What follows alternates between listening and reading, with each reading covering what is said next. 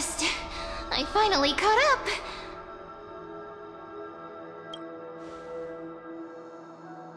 Hey. Are you alright? I'll be okay. Just not used to running around. Say, March, got a moment to talk before you make your decision? Wait, that was you? Pushing the gate away? Sending those warnings? Yep, named Cyrene. It means Ripples of Past Reverie. Easy to remember, right? Wait a minute. We actually look quite alike, don't we? Yeah. Your pink hair is just as eye-catching as mine.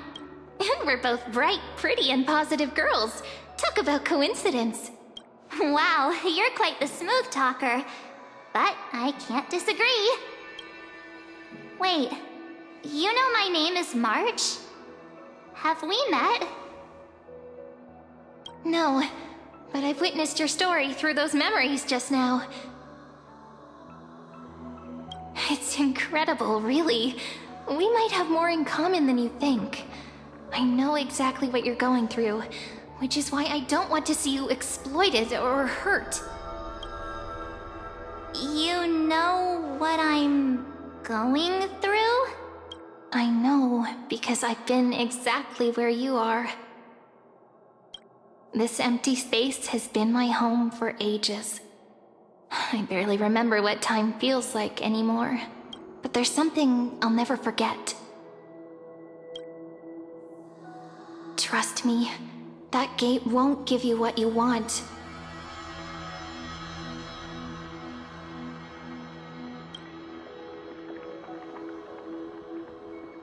You mean those people? They're lying? Luring me into a trap?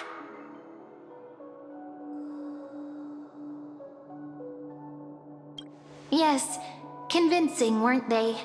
They've studied your memories, using your deepest wishes against you. How dare they manipulate a young girl's feelings like that?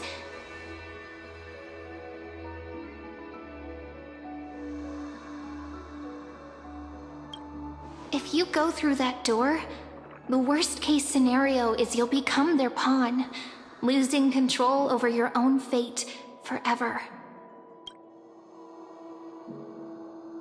You've seen what's on the other side? I may be stuck here with missing memories like you, but I still recall fragments of my homeland where I grew up. That door leads to Amphorius. Trust me, it's anything but welcoming. For ages, I've watched people walk through that door. They couldn't see or hear my calls. The voices beyond always promised safety, but I've never seen anyone return safely. So I had to try and stop you. To be honest, I'm not sure what to believe. But the fact that you're here, putting in all this effort to warn me, that means something. Tell me, Cyrene, how can I return to my world? It's really easy, actually. Just turn around and walk away from this place. The girl cannot be trusted. Through the door, save the garden. Both of you, children of remembrance. They never give up, do they? But don't let them sway you. Stick to your path. The return journey could take ages, longer than most lives, but that path will lead you home.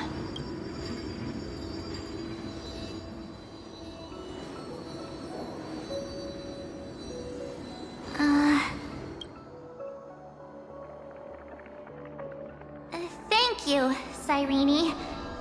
I know what I need to do. I'm going through that gate. Into Amphorius.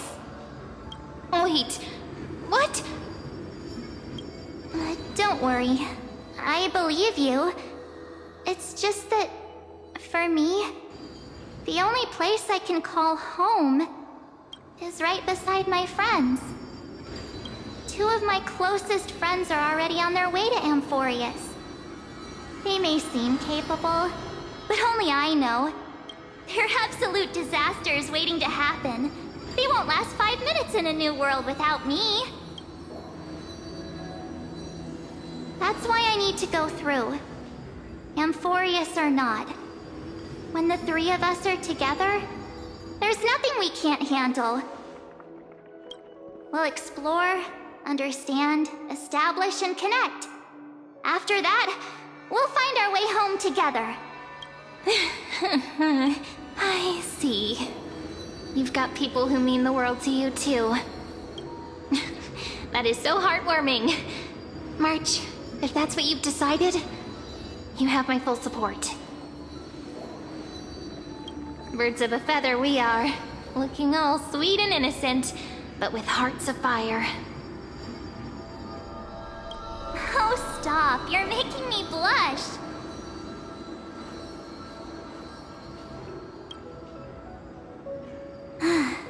Well then, I guess this is it.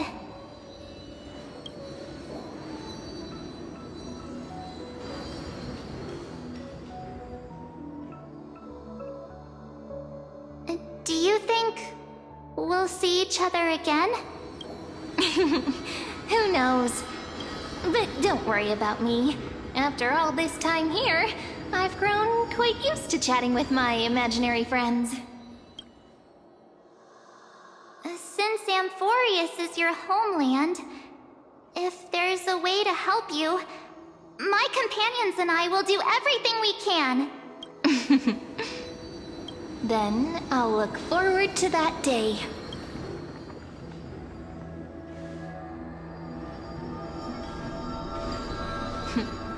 Your story awaits, March. Make it an epic one.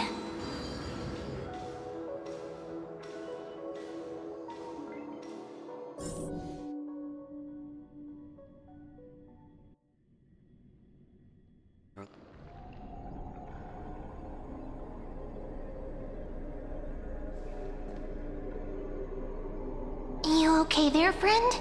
Something seems to be bothering you. Even this place has changed. Finan. Is he ready for Aranova? If anything, he's the one worried about you. But I'm here to watch over you now. If what that machine gentleman said is true, if Amphorius is destined for destruction, then I'll stay by your side until the very end. Like how you and Dan Heng treasured the Express. Amphorius means everything to me. Right. Time to see the last core flame restored.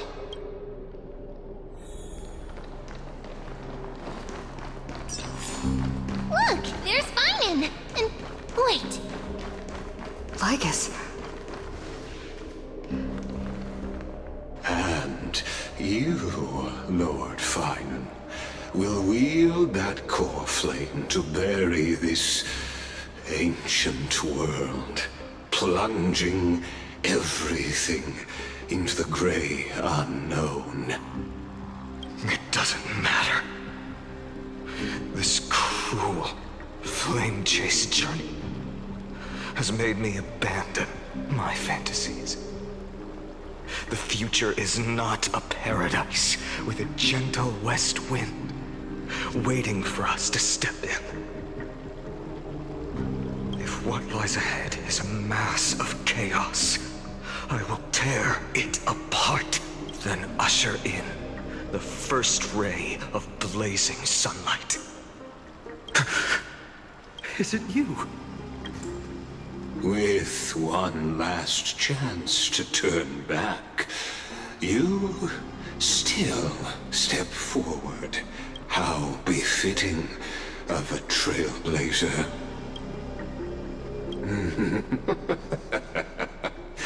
As it happens, I find myself thinking the exact same thing.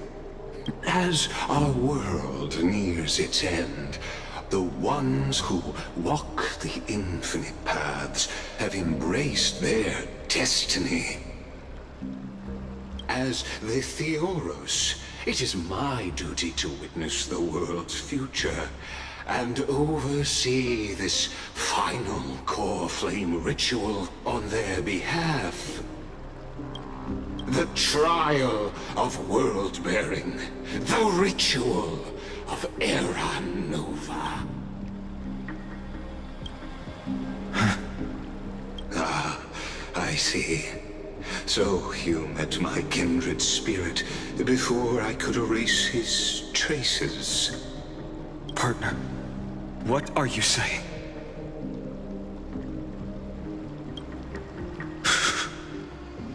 I've had my suspicions. How does a native Antikytheran know so much about repairing vehicles from beyond the sky? Lord Lycus, how much do you truly know about Era Nova? Tell us everything.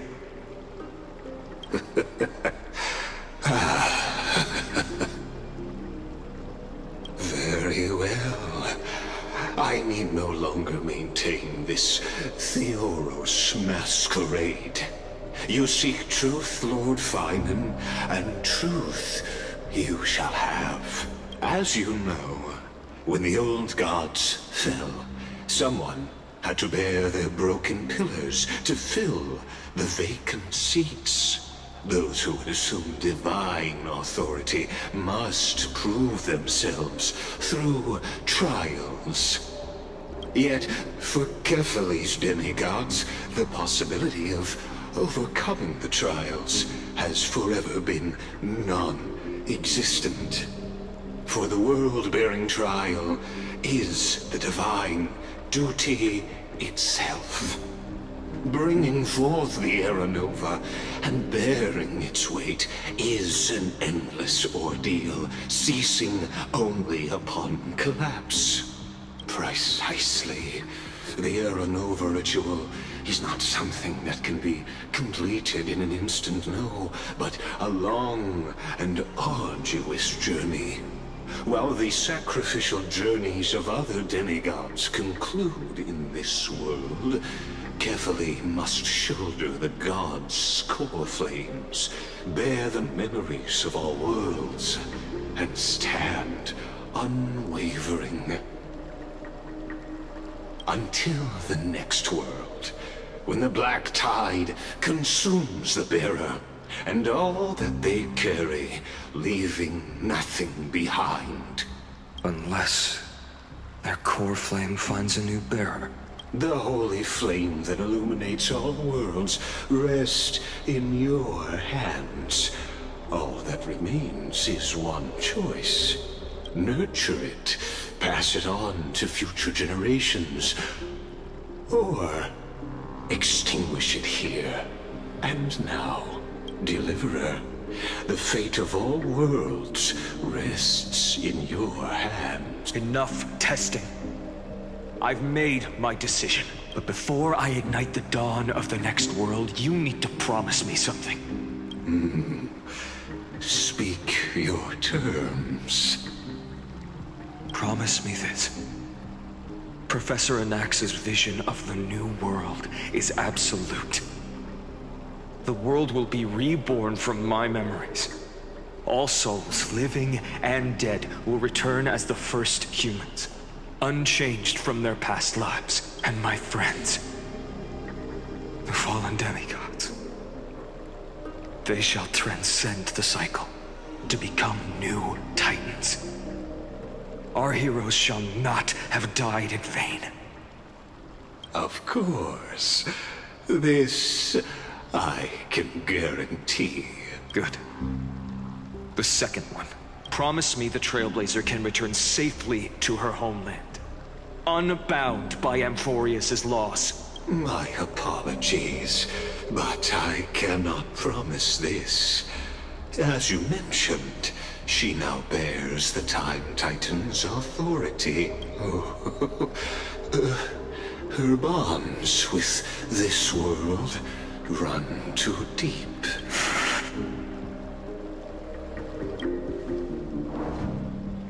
Well, I stand corrected. An outsider like her does have ways to defy destiny. Thank you, my friend, for everything you've done for this world. Though the next world may not remember, I shall never forget. As the Theoros, I declare, Amphorius has determined her path. Step forward, heroes. Follow her path and see it through.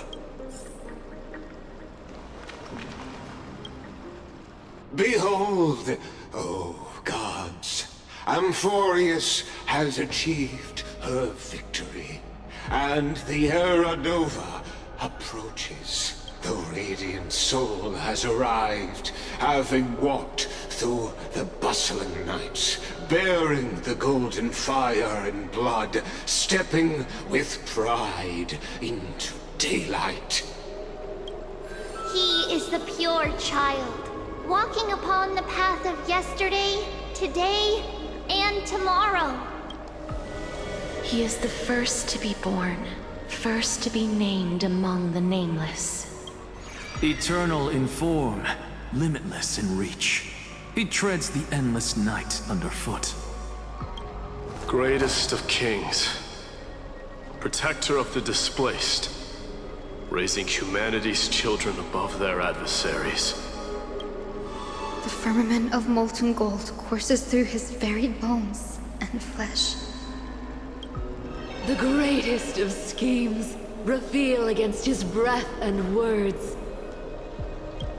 In the golden lakes of that beautiful new world, he shall wash himself clean. There. Finish what we first and last wished for, to write an ending unlike any before, for this world we so deeply love. Come, partner. Join me. The time has come for us all to face oblivion, or embark on one final grand journey.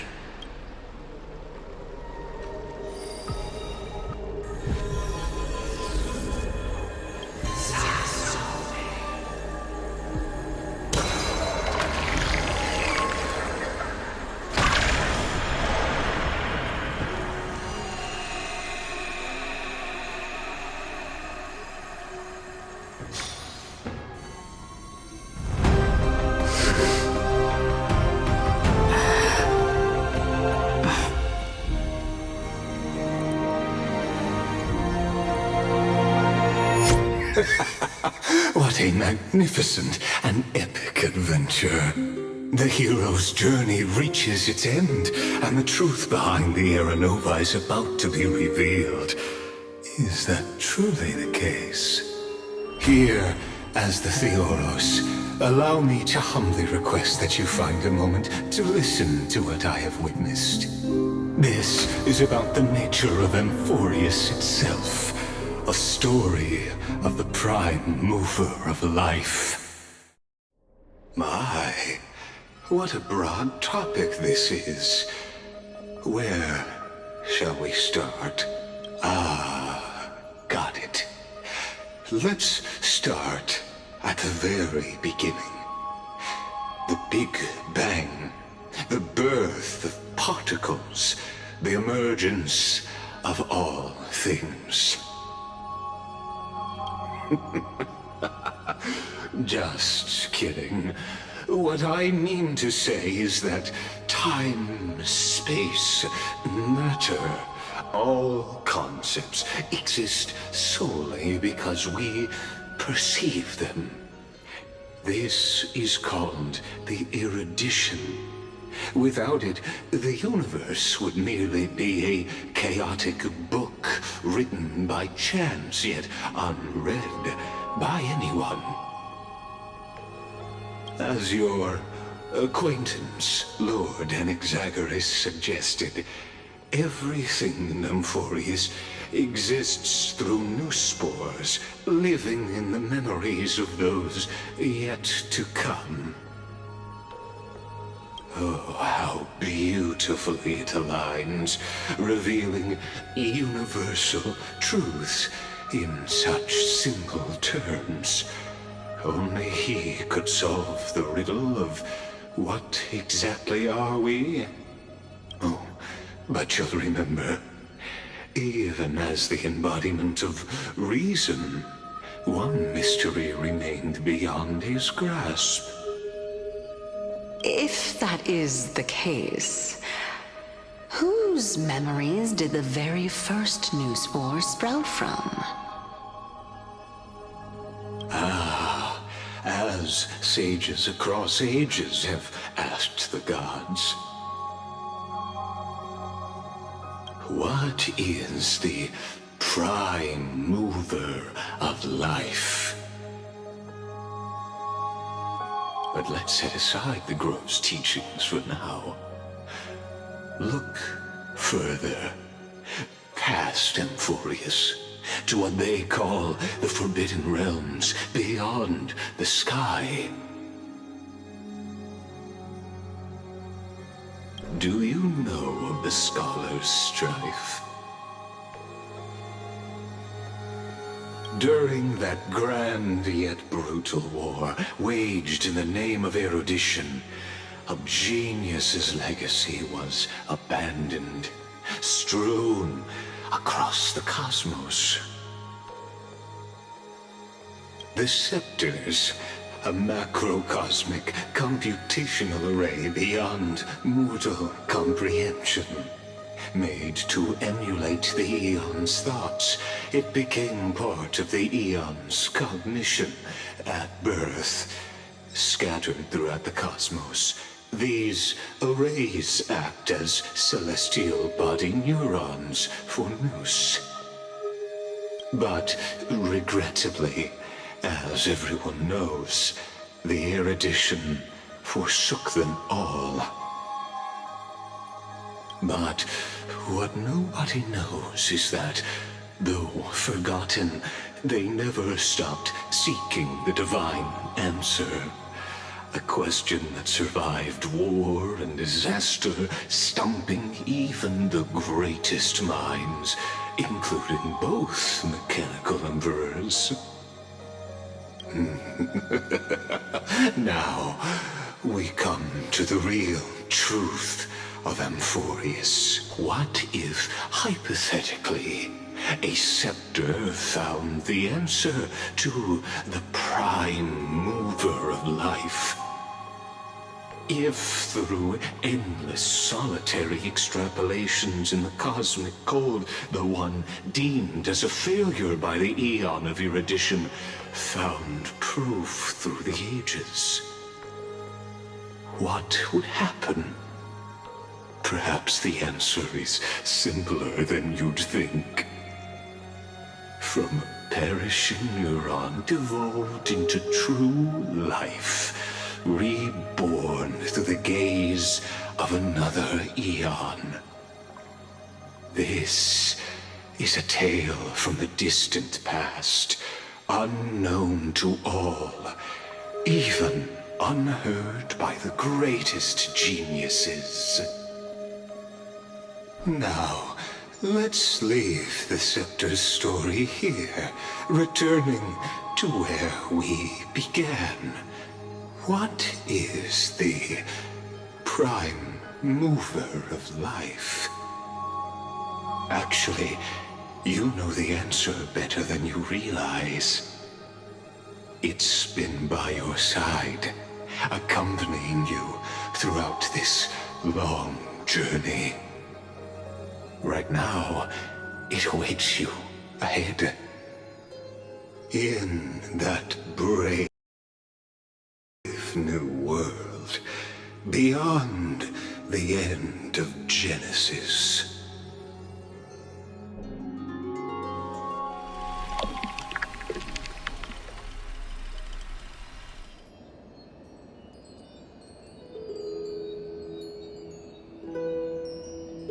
Take this wish with you. Be the one who begins it all. As the prophecy foretold, you will bear the blazing sun until the pale dawn breaks. Continue onward, bearing this world upon your shoulders, until the Ashen Hero, the nameless deliverer, ushers in the dawn.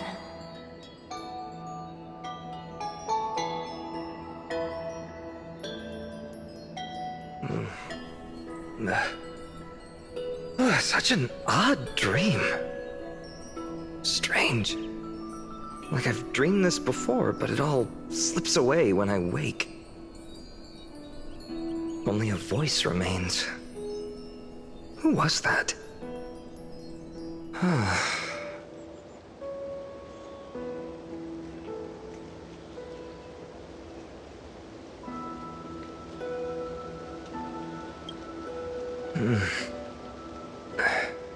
What?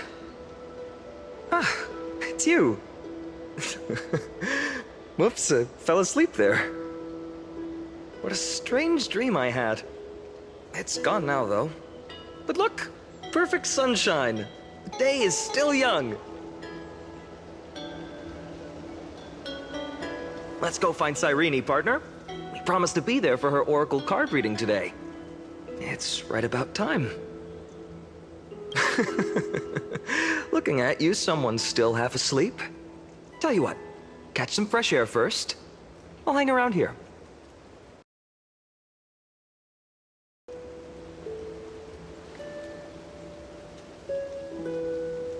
Oh, beautiful, isn't it? This is Ide Celestii, home of the nameless hero who carried Kefali's core flame. When he was young and innocent, he had heroic dreams, imagining his wooden sword was forged of iron. Pretending the straw dummy propped up by a wooden pole was a giant with a single blood vessel running from spine to heel. Dreaming of slaying the giant and becoming a hero to save the world, though to his young mind, the world was just this small village. Sharp as ever. Indeed, these memories you witness are the first steps of his journey. These are his first memories. Rather than watching, why not join in? Think of it as immersive theater. Become his lifelong closest friend, witnessing his hero's journey from the best seat in the house, as the nameless hero whose unwavering guidance shaped Finan's destiny, yet whose name was never recorded in Amphorius's history. Questions, questions. Let's follow along and find out, shall we? Many mysteries lurk in this village beneath the veil of Evernight. Your questions will find answers as the story unfolds.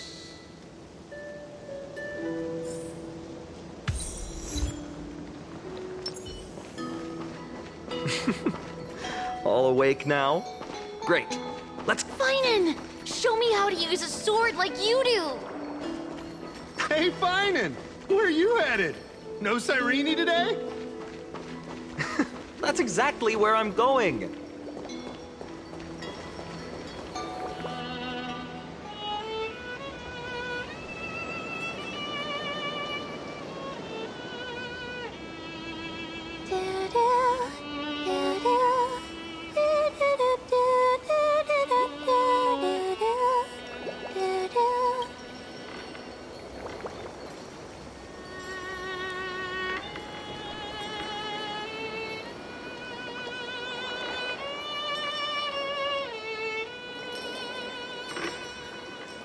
Found you. That's...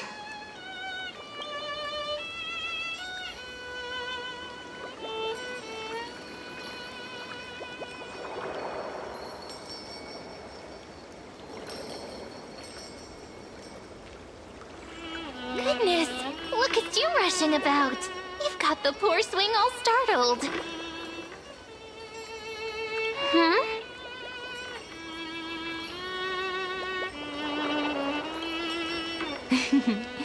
I knew it was you. Something wrong? What do you see? Oh, nothing much. Just suddenly felt a strange connection. Look at you, leaves in your hair. Were you sleeping in a tree again? Or was it the wheat fields this time? At least brush yourself off before wandering around. Come on, I'm not a kid anymore. You're the only one who still treats me like one. Sure. You may have the height advantage, but when it comes to maturity, I'm leagues ahead of you. Still fantasizing about being in heroic adventures and imagining yourself as one of the characters? That's the kind of thing kids do, not grown-ups. Don't you agree? And since you're playing along with his antics...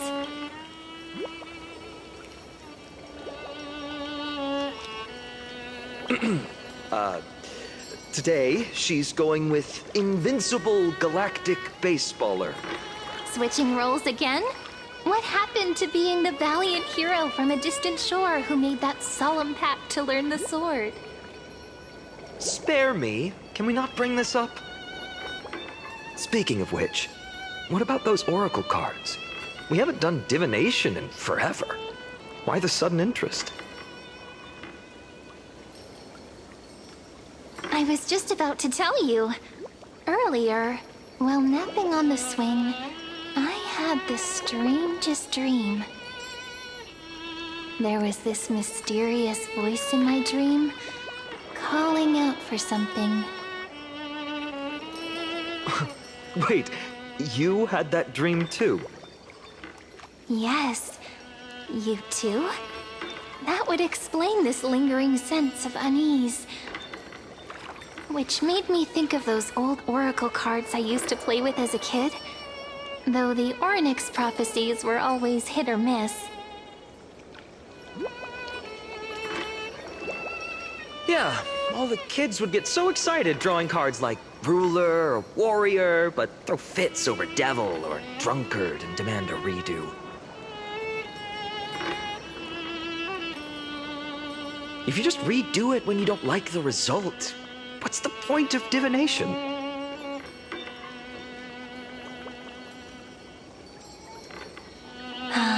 The blessing of childhood.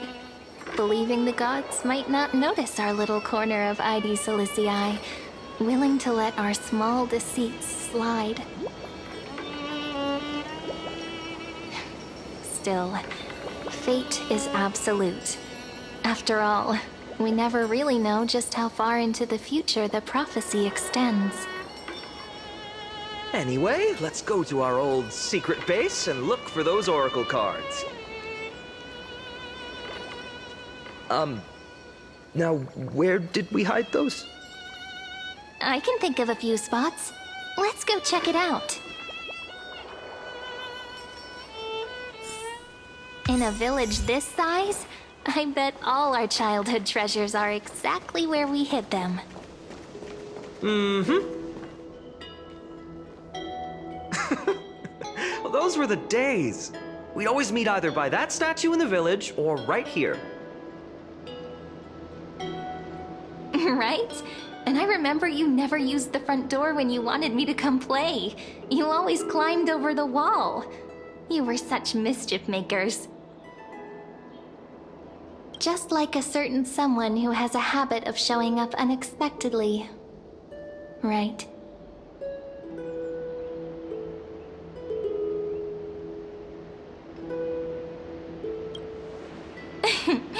I bet she said something clever just now.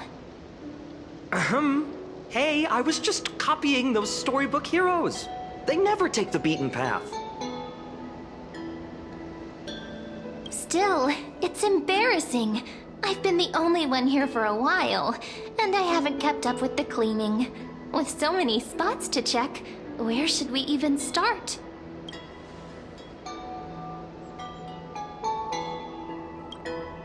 Leaves have taken over the courtyard. I know. We wouldn't want your clothes getting dirty. Leave the dirty work to me. That's not what I meant at all. All right, let's split up. I wonder what the view's like from up there. Worth checking out? Juice with milk would taste.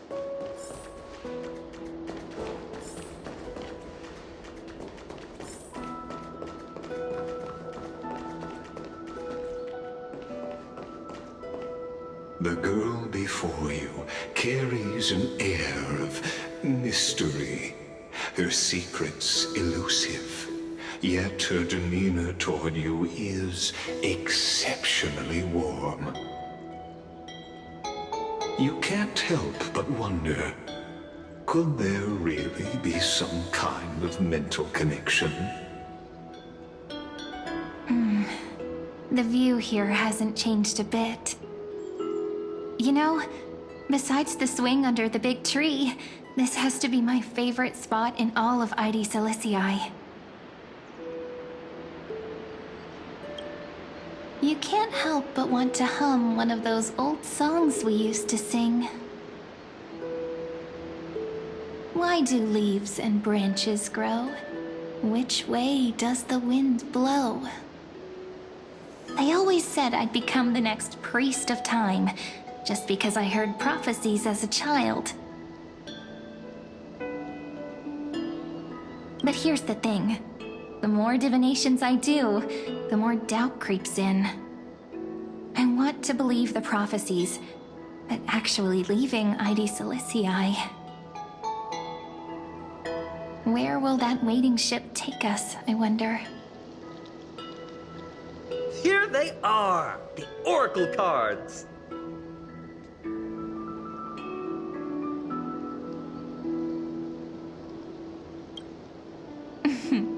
Guess reminiscing makes us take our time, doesn't it? There we go. Looks like the gods do listen to our thoughts. Here it is! This is the box where we kept the cards. But the cards are gone. Who could have taken them? Huh? What's this underneath?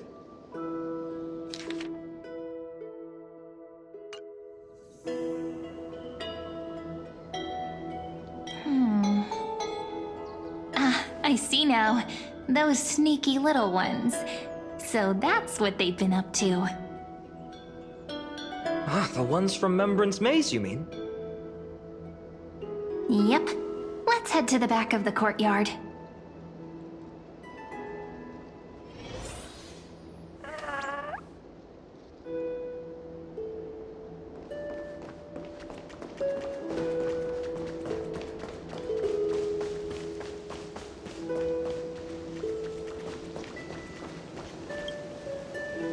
The entrance should be around here somewhere.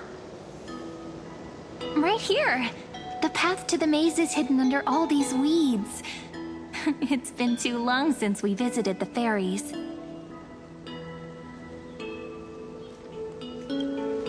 Did you forget? We used to visit them all the time when we were little. All right, let's do this. These weeds need to go.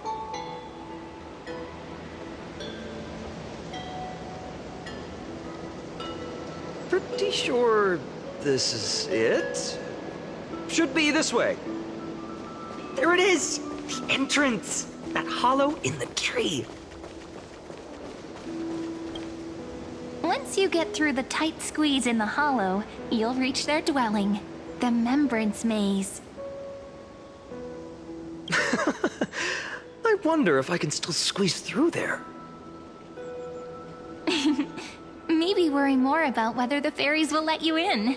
After all, the Membrance Maze has an invitation-only rule. Only children with pure hearts are welcomed.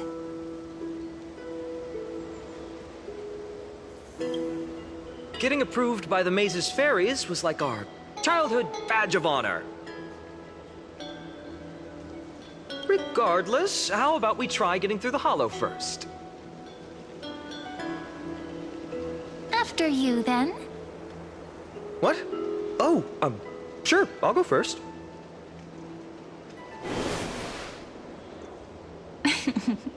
So hasty, as always. Looks like it's just us now. Care to finish that chat? To be honest, from the moment I saw the cute note left by the fairies, my intuition became even more certain. Perhaps when we step into the maze again after all these years, the wheels of fate will finally start turning.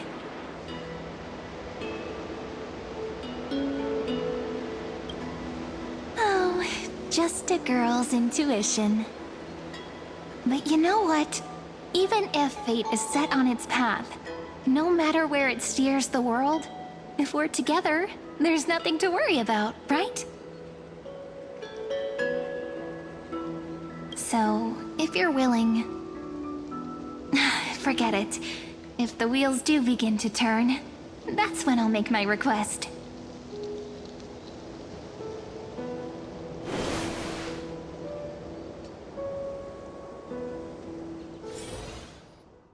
I made it!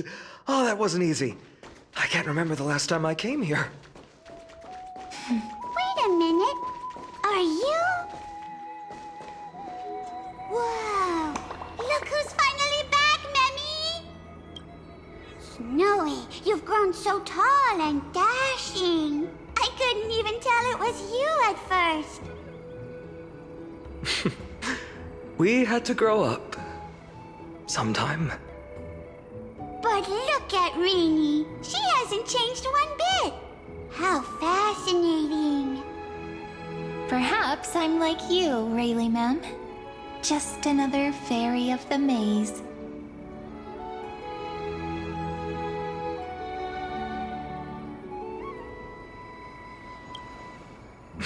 Dye? Rayleigh Mem's always been this lovely shade of lavender. Doly Mem, Rayleigh Mem, Mealy Mem, Folly Mem. I've missed these cute little troublemakers. We used to gather around the fire, singing and dancing, imagining all our future journeys. Without coming back here, those memories might have faded away entirely. Oh, how could you, Snowy? You swore you wouldn't forget about us. But you were gone so long, you almost did! Oh, he's just copying those bards from his stories, being all melodramatic. He couldn't forget about you all, even if he tried. Actually, we're here for the Oracle cards. Have you seen them? Oh, the Oracle cards! Right. The chief asked us to get those.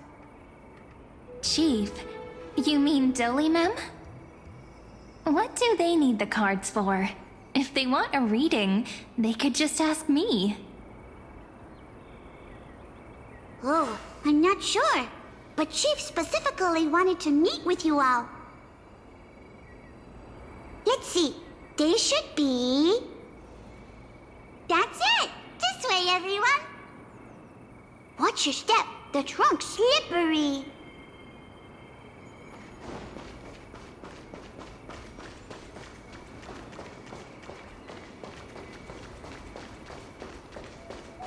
Chief, Renians.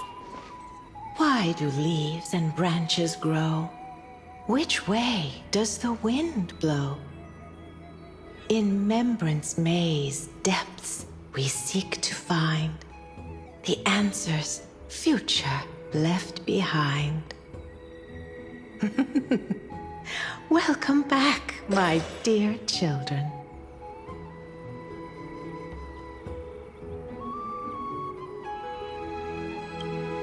Pink ones? That's strange. I don't recall any pink fairies in the Membrance Maze. Have you seen any, Chief Doly Mem? Oh, Chief. You haven't changed a bit. Still so full of life. Oh, no need to fuss, my child. You haven't forgotten, have you? As long as our songs are sung, the children of the maze will live on. Just as our paths stay forever linked. Here, take it. I'm sorry I had to resort to such methods to bring you here.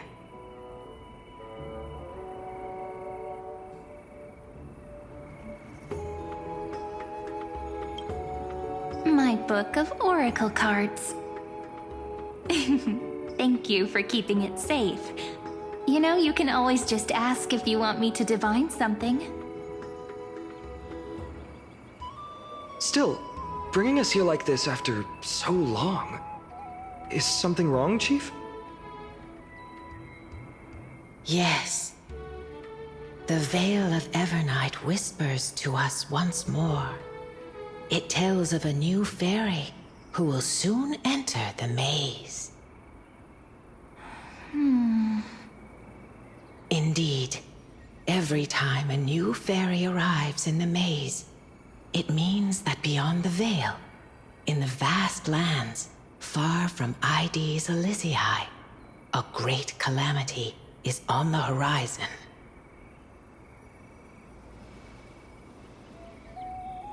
But if that's the case, our journey...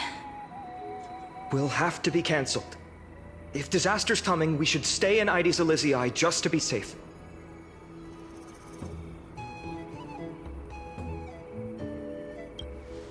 We weren't planning to be gone for long.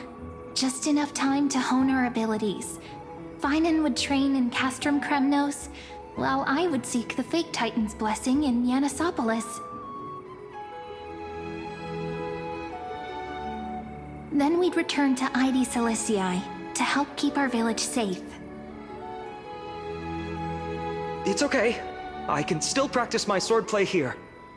Some things you can learn on your own. Well, probably. That's not very convincing. Here's a thought. Let's have Cyrene do a reading. If fate wishes to show us its path, we might find some peace of mind. But what if we don't like what the cards tell us?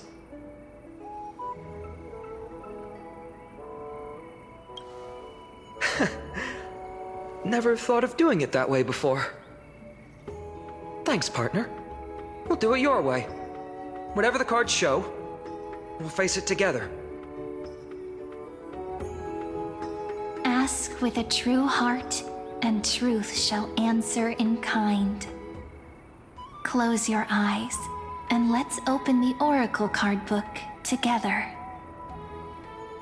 Let your thoughts flow like stars drifting on the river, carried by fireflies and gentle winds. Your destinies flowing towards the same future. Now, shall we begin? Oh my! The cards are quite responsive today. Very well. Let's see what future the Oracle cards wish to show us.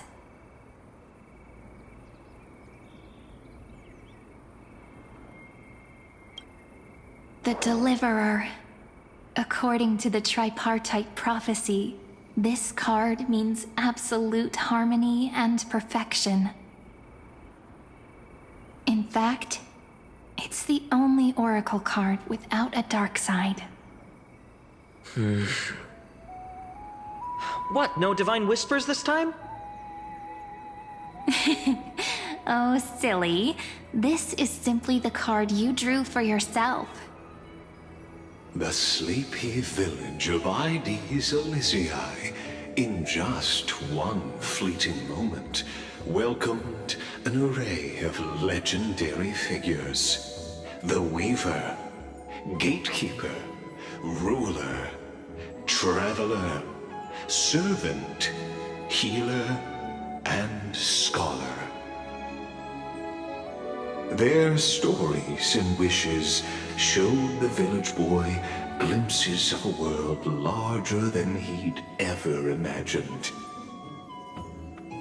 They brought tales of raging battles, of cities crowned in holy light, and of wonders beyond his understanding. Each story so far removed from his simple village life. Once, these were just images on his friend's oracle cards, and yet destiny now stirs in resonance with the maze. And now, they are right in front of one's eyes.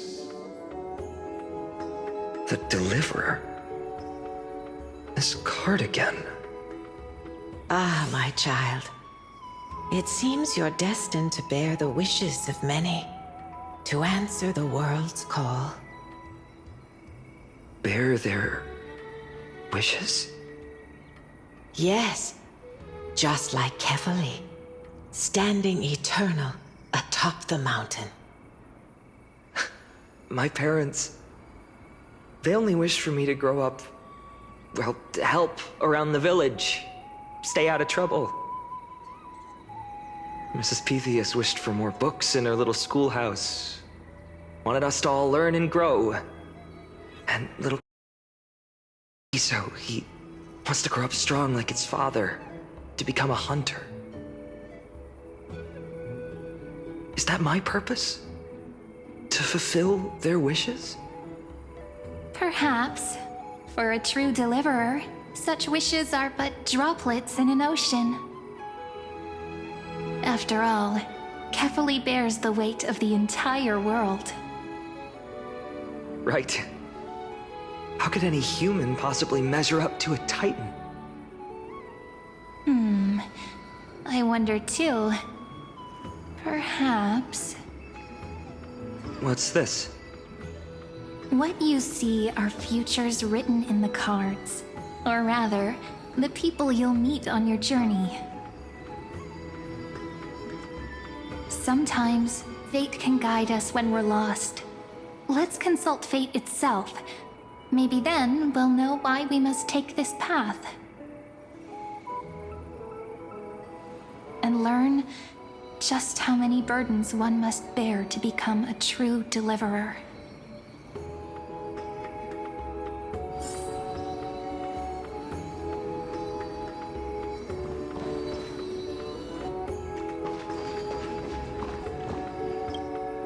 Personal wishes? I have none. Only the Aranuva matters. The world's rebirth. Yet, if I am to weave a new era, then it may be one where kindness and her cleaners shall never tread. These crawling parasites have no place in Akama, especially not under the deceitful claim of human rule. That noble lady? The way she speaks, it's like ice in my veins.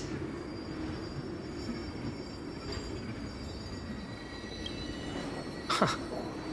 Not exactly the warmth I'd expect from someone selfless. Teacher, perhaps you could share your wishes with us? Oh, Snowy.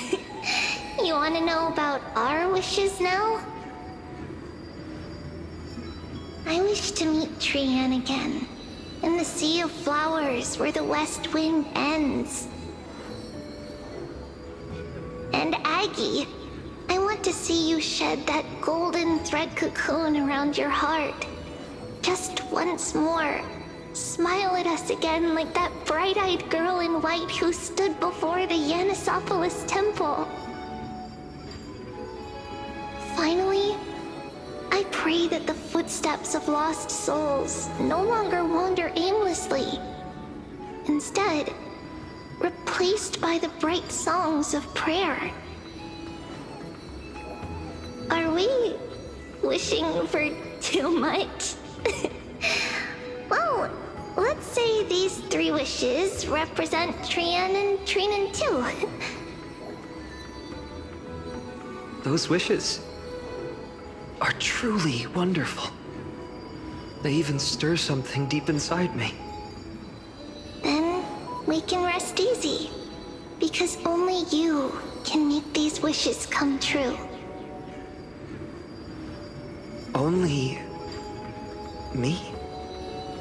Mark these words, Snowy. See you... tomorrow.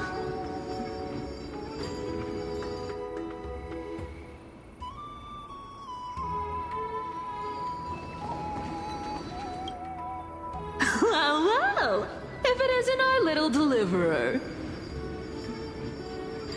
My wish. Just let me, wine and dine and soak up the sun for another millennium or two. I mean, what's the point of dying rich if you never lived rich? Right, Princess Homebuddy? Cypher, that's not how I see it. My one wish is to find that missing piece in my life. To feel someone's embrace once more. That warmth. I've felt it before, and it's my dearest memory. And speaking of riches... for someone with all those treasures behind your divine power, you've led a pretty cheap life. Ouch! Where did that come from? Right for the jugular, huh? What about our friend from the Grove? My wish came true before I touched the sky. I transformed my healing power into gentle sunlight, distributing it equally to every life I cherished and loved. You two are so selfless, aren't you? No surprise Aglaya wanted you for the flame chase journey. You know what? I did have one wild dream. To know what it feels like being born a noble lady, drowning in riches. Just think, if I traded places with that seamstress, me in the mansion, her on the streets. I'd like to see if she'd still become the Gold Weaver then. Maybe I'd even take her place.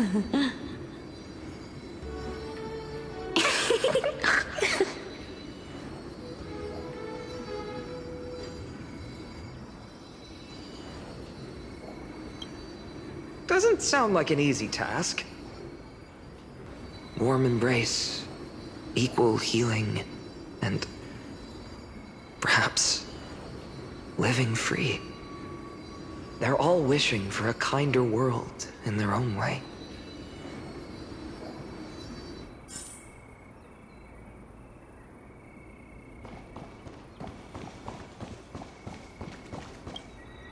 Finan, my student. Must we go over this again? Listen well. I detest the word wish. It reeks of mortals crawling before their gods. My life's work is done. All that remains is for you to take the final step and prove the ultimate truth. I, Anaxagoras, shall become a god of the new world. Through irrefutable logic, I will prove that mortal wisdom can achieve divine greatness.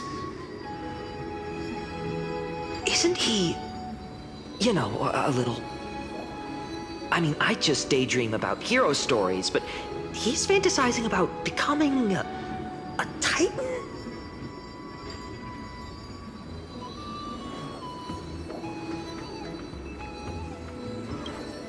Well, that's something.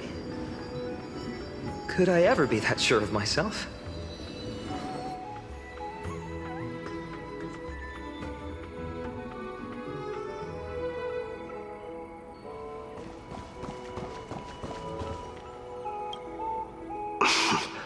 Finan, since when did you become so timid, asking such juvenile questions about wishes? What's that supposed to mean? What's with that condescending tone? No way I become friends with this half-naked show-off, right?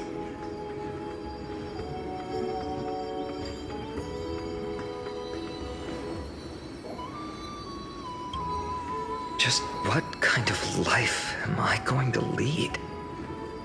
What are you mumbling to yourself now? Whatever. The wishes of the Kremnon warriors are done, but I survived 1,000 deaths only to fall to a coward's blade. That masked flame reaver who struck from behind. Finan, you look... never mind. That blank look tells me you're completely lost. My wish is simple. One honest duel, face to face, blade to blade. Then I'll strip away that mask with my own hands. Nothing but violence and vengeance. This person's wish is nothing short of brutal. Still, those eyes burn with the noble pride I've read about. This wish, I shall not forget.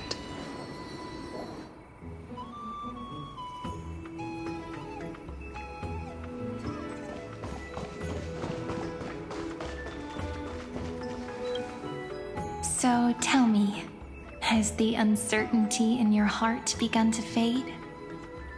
So many faces in my future. So many wishes.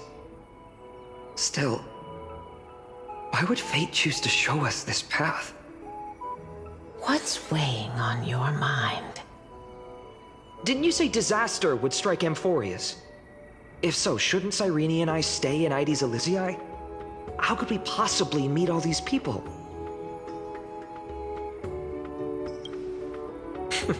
That's wonderfully optimistic. I like it. Cyrene, may I have that deliverer card? Of course. But why? Although those voices, visages, and wishes may seem far away now, I can't ignore the sense that something is calling me, bidding me to take a hold of it. Maybe its true weight can only be known once it's in my grasp. In that case, accept this gift. Oracle cards carrying time's wisdom, blessed by Orynyx. May they journey with you, become your memories, and spark rippling waves of change in times to come. I'll hold these words close to my heart. But now that I'm holding them, they don't seem all that different from ordinary playing cards. What? What's happening? Everyone, we've got big trouble, Mimi! Burning, smoke everywhere. It's all coming from beyond the maze! What's going on? It's here. The seeds of disaster have already taken hold, sooner than we had foreseen.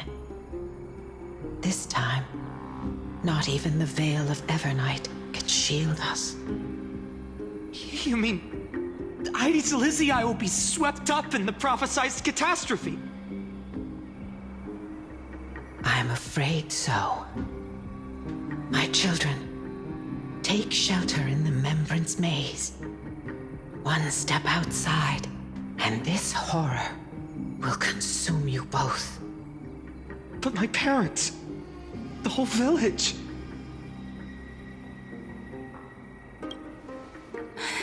Are we facing the three titans of calamity?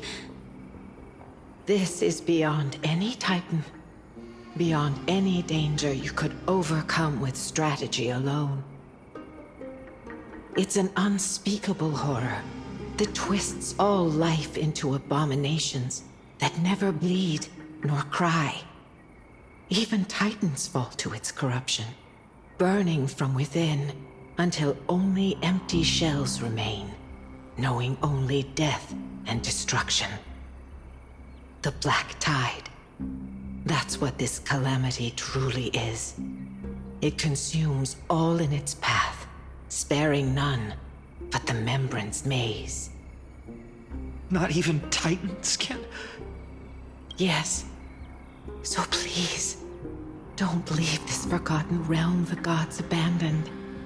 You are the first to uncover our presence, and the only two who can enter the maze. We don't wish for you to throw your lives away. Finan, what path do we take? I learned the sword to protect those close to me. If I run now, I'll never be worthy of lifting a blade again. Then we know what we must do. Indeed. Our friend is right. We must take action.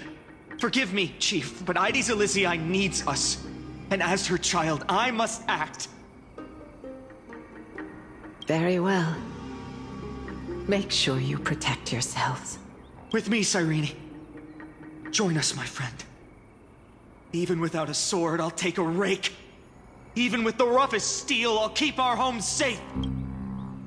Deliverer, the card's truth extends beyond its mere literal meaning. There's another hidden layer within. Not someone perfect from the start, standing high above, casting merciful gazes upon the world. But one who starts small, from a humble village, expanding their world within step by step, learning to save others as they grow. When we were little, I told him I wished this world would never need a deliverer. Now that wish has shattered. Yet I'm glad he's chosen to walk this path. And all of this happened because you believed in him, friend. Shall we? It's only when you're by our side that Finan and that our hearts find their courage. I know you're watching us right now. Aren't you, great hero from the future?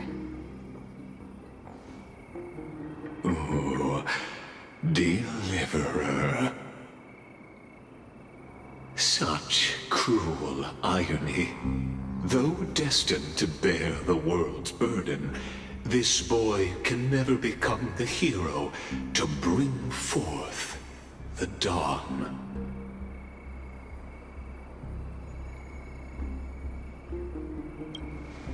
Follow their path. Bear witness as this man, forever denied the mantle of hero, takes his first step on the path to deliverance. Watch this memory play out its final act. See with your own eyes how everything began. Then you'll see why his dream of deliverance was always destined to become this world's requiem.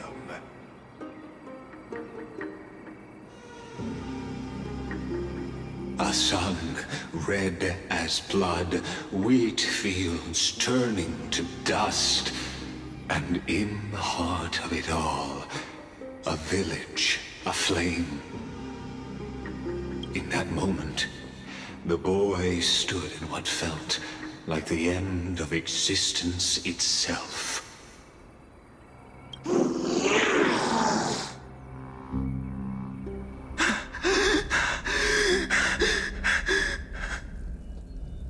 These creatures, They're everywhere. Someone. Anyone. Where are you?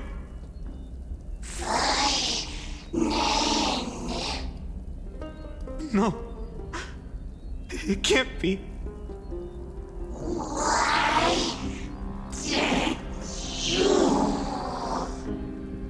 You. Are you talking to me?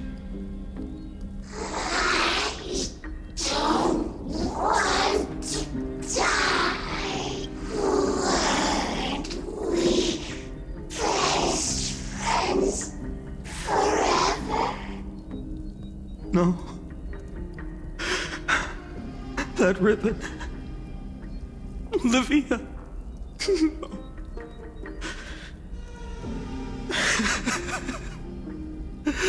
I should have known. Save us. Please. No. Stop. Please stop.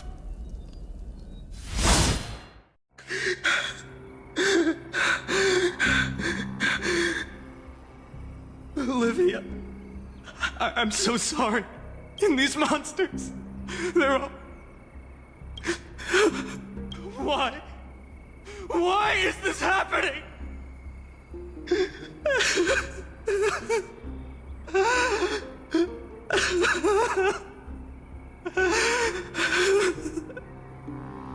When the black tide arrived, the wavering boy found resolve in his companions, and together they ran toward their first battlefield. In the far-off future, the land of Amphorius would bear the marks of the hero's footsteps. With sword in hand, he would inscribe an eternal mark in the golden epic. Dawn broke over scorched earth. A boy, covered in wounds, buried the dead one by one. His silence heavier than the earth he moved. His home, his past, his name, all buried beneath the soil.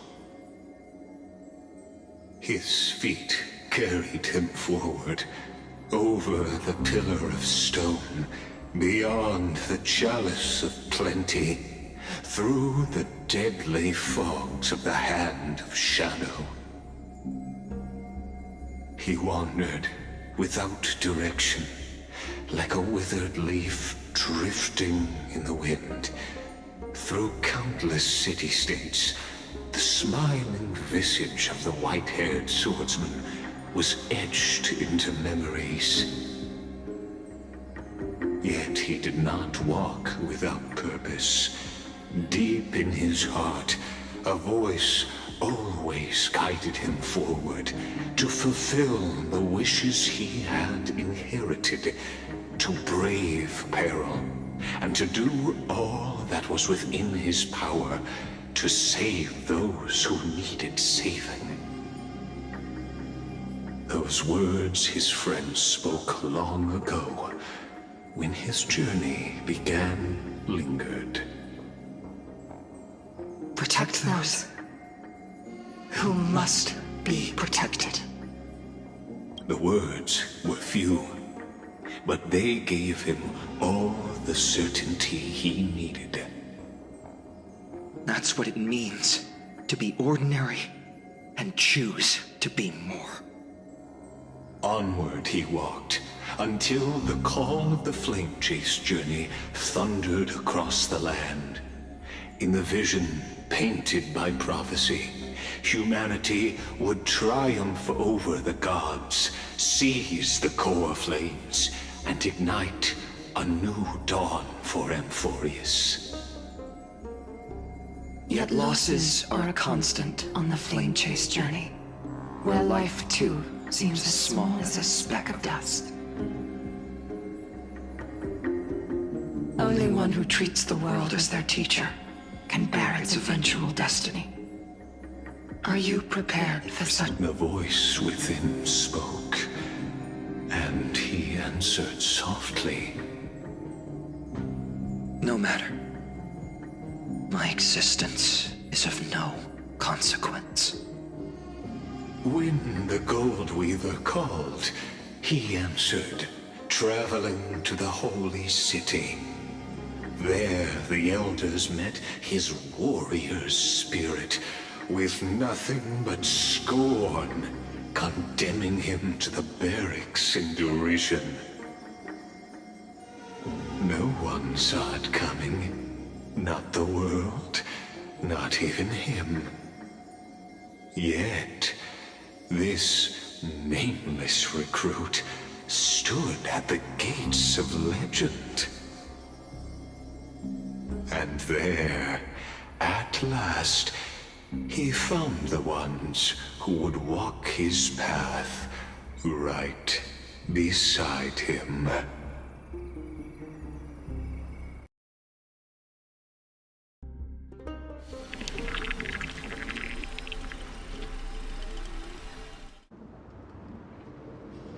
This is the Abyss of Fate. Hold on. Finan's here too? And is that Mighty and Trinen? And now, Act 2 of our immersive drama unfolds. They're evacuating the temple. Why now? Are you insane? That blonde man is the Crown Prince of Krymnos. Mess with him, and every last person in this city could wind up dead.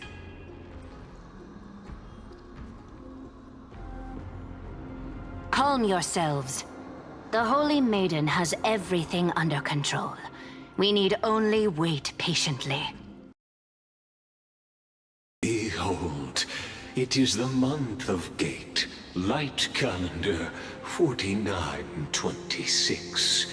The Crown Prince of Krymnos, Midimos, has led his forces to the gates of Akima. As you know, though Midimos was proud, he did not engage in needless violence.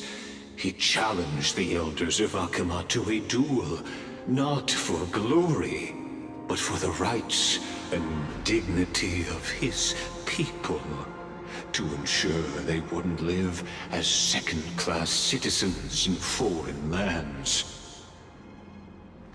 After Aglaya's mediation, Finan met Midimos' challenge as the Elder's representative.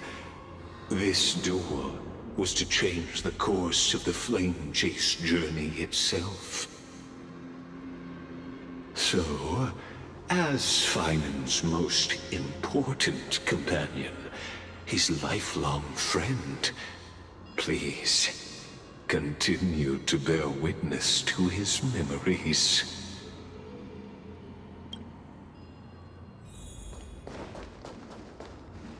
Is this your idea of an honorable duel? Bloodshed isn't the way. We and Aggie don't want to see Chrysoceres turn on each other. True warriors know when to sheathe their blades. The impartial Talantin shall oversee this duel. You need only place your offerings upon their scales. Something that has more weight than the fate of the world. Which means only those who understand the world's weight are worthy to carry it. Is this how you plan to test our convictions? Well, Crumnoan, looks like you won't be able to punch your way through this one. It makes no difference. One last chance, new recruit. Walk away, and I'll spare your life. Otherwise, come and face me. I'll give you a warrior's death. Hard to imagine they once clashed like this. Holy Maiden, I can't help but feel like a pawn that has stumbled into some greater political game. Every hero was once a child, and every child must grow. That's so. I don't even know why I'm standing here right now. Look at me. Just a common soldier. If it weren't a contest of swords, Lady Goldweaver would have taken the fight herself. When it comes to dying for the Holy City, how could I ever measure up to her? What if we told you this duel isn't about winning or losing, but rather in the choice you make? Are you saying that Lady Goldweaver is testing me?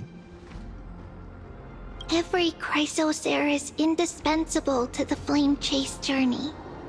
And you and the Crown Prince of Kremnos are both a part of the prophecy.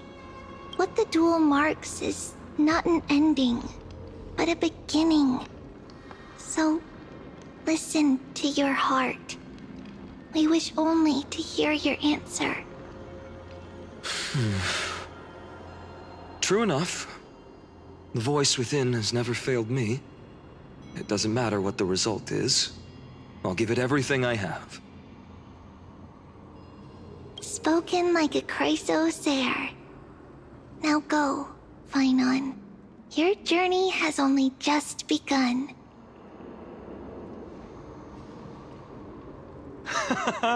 That's right, comrade.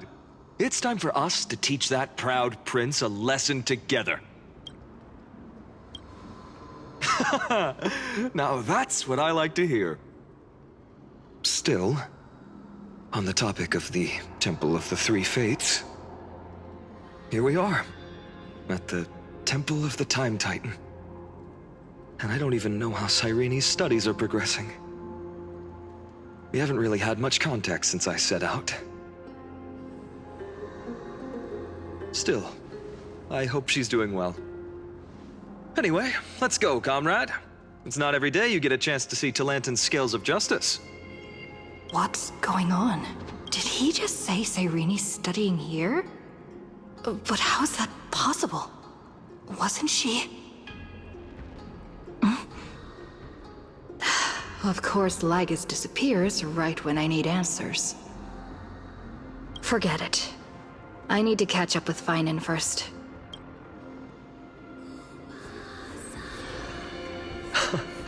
Amazing.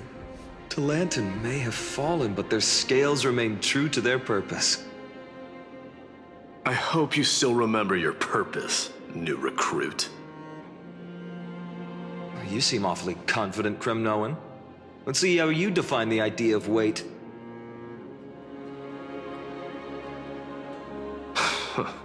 For your information, in Castrum Kremnos, the punishment for profaning a duel with such crooked words is impalement. But as we're in foreign lands, I'll indulge you. The signet of Kremnos, the crown jewel of our people. That's my choice. A ring. Not just any ornament, I'd wager. What's the story behind this little treasure? Don't push your luck. Think I'd pour my heart out to you? Just know that Kremnos' 1,000 years of glory could bring a titan to its knees. Let alone a nobody like you. So to him, glory and his people outweigh the entire world. And the very destiny that Mighty himself will eventually shoulder.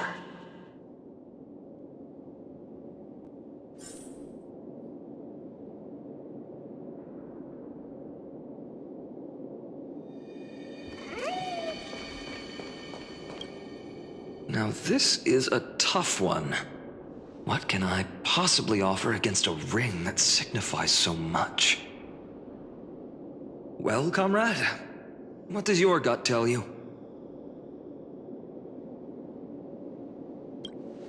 This sword has been with me through every battle. One day, it'll help write a heroic epic.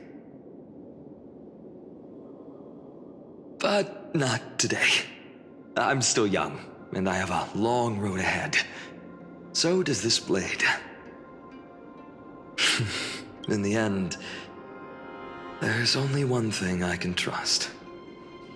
The deliverer that appeared in my life on that day. How ironic. I can't even look at this card properly, much less follow where it leads.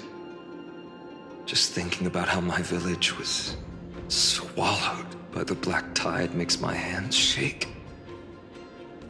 The flames, the screams, my utter failure to protect anyone. Speaking rationally, I know it's not nearly enough. Addis Elysiae was just a small village.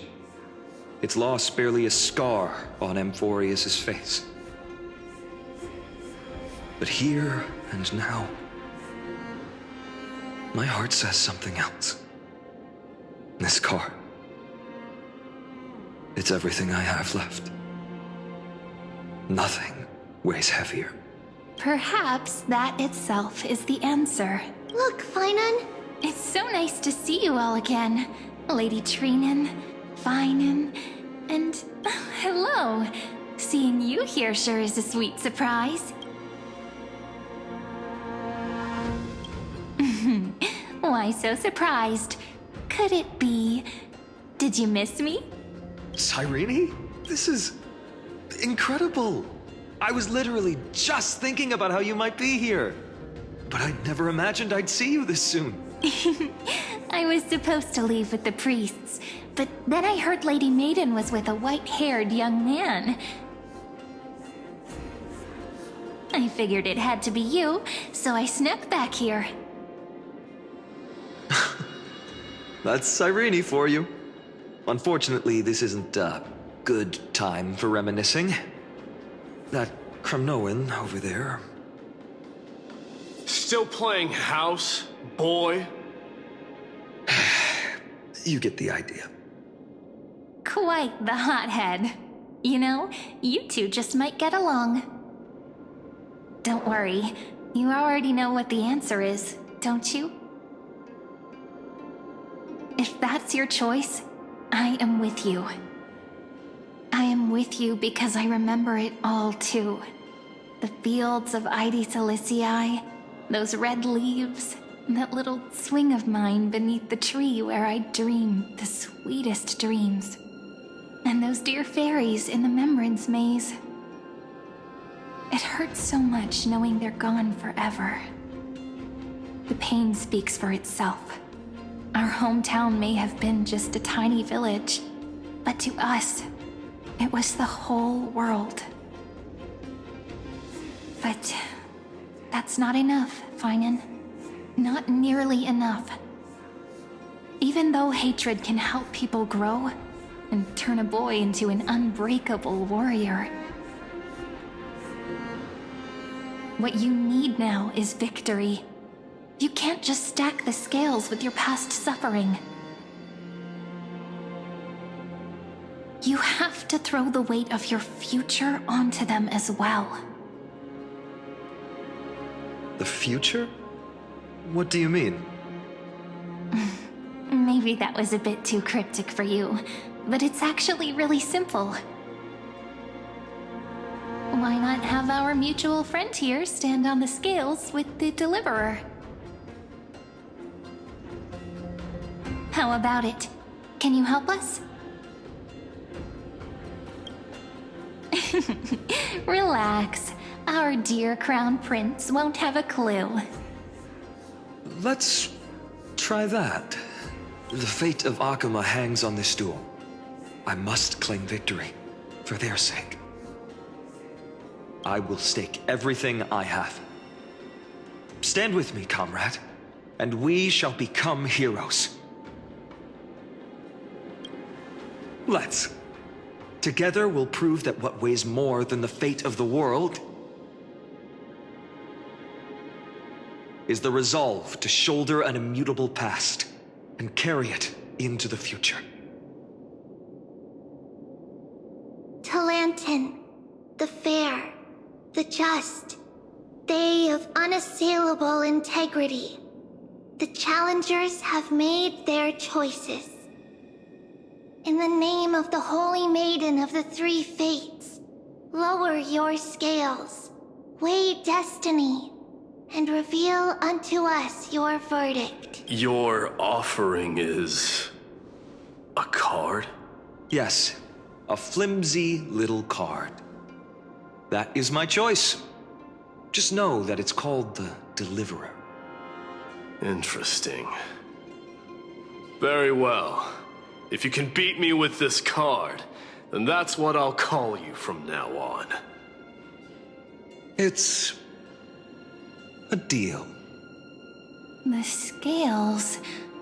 they're wavering. Talantin is deliberating on the outcome.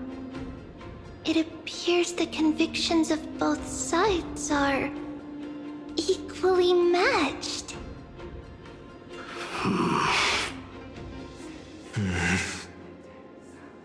This is suffocating. Like the whole world's weight is on my shoulders. But I believe what my heart tells me.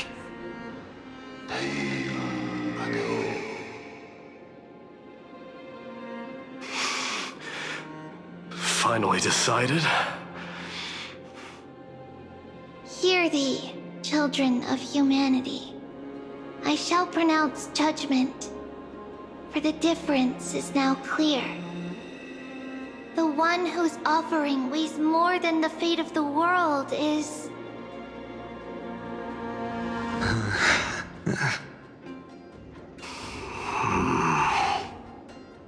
one from Ides Elysiae, the nameless hero.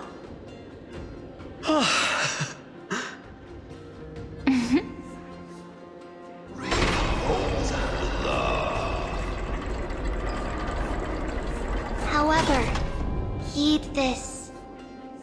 The true weight of conviction originates not from itself,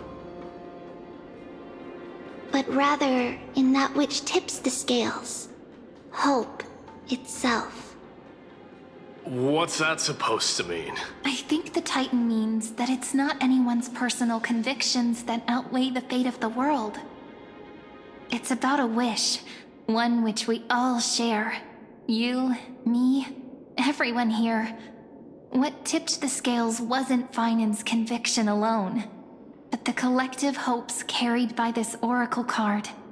Humanity's desperate call for a deliverer. Yes, even you and your people, Kremnoan. Placing us both on the same side of the scales? Foolish. We Kremnoans are your mortal enemies. Such weak idealism will only get you skewered on our spears. Fine by me. I've never claimed to be the deliverer from the card anyway. I'm a soldier, and if it's my fate to bleed my last on the battlefield, then so be it. I'll fight to my last breath, and on this, I know that we're the same. That's all a hero really is. Someone with that kind of conviction. And the deliverer? Just a sum of all those heroes. A brilliant explanation, just as prophesied. On this day, the final two heroes shall join the Flame Chase journey. I should have known from the start. They all say Lady Goldweaver is quite brazen, but you're the first to even imagine that prophecies could persuade a Kremnos warrior. Oh, I have 1,000 ways to tame a lion.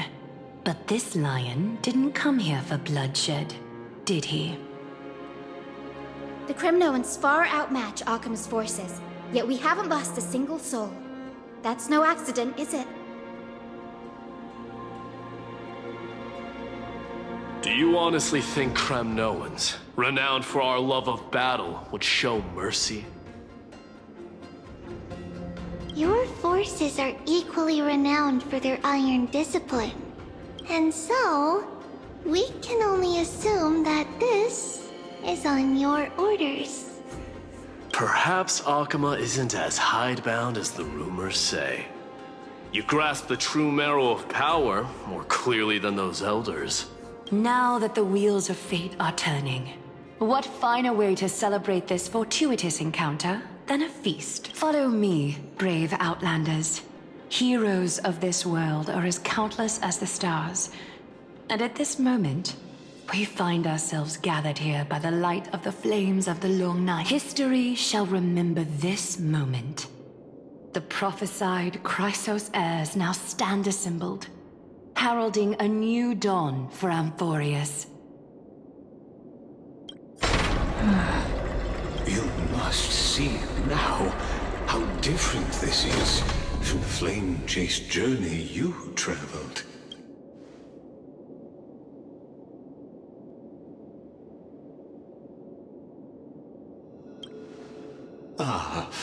I merely stepped backstage so as not to disrupt your immersion. Patience. We're approaching the final act. These are, as I mentioned, his first memories. They are of particular importance for the imminent Era Nova.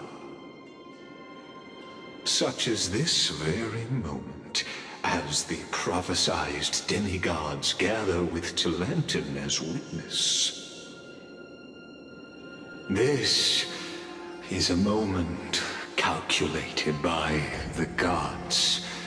What comes after is no different from that which you already know.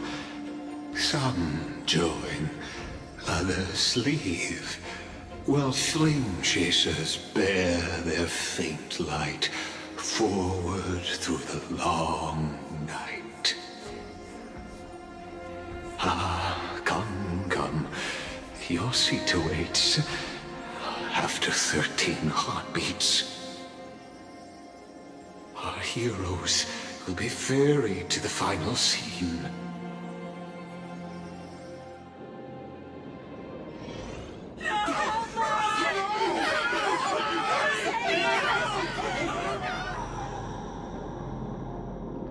They say that the heroes of this world should be as countless as the stars.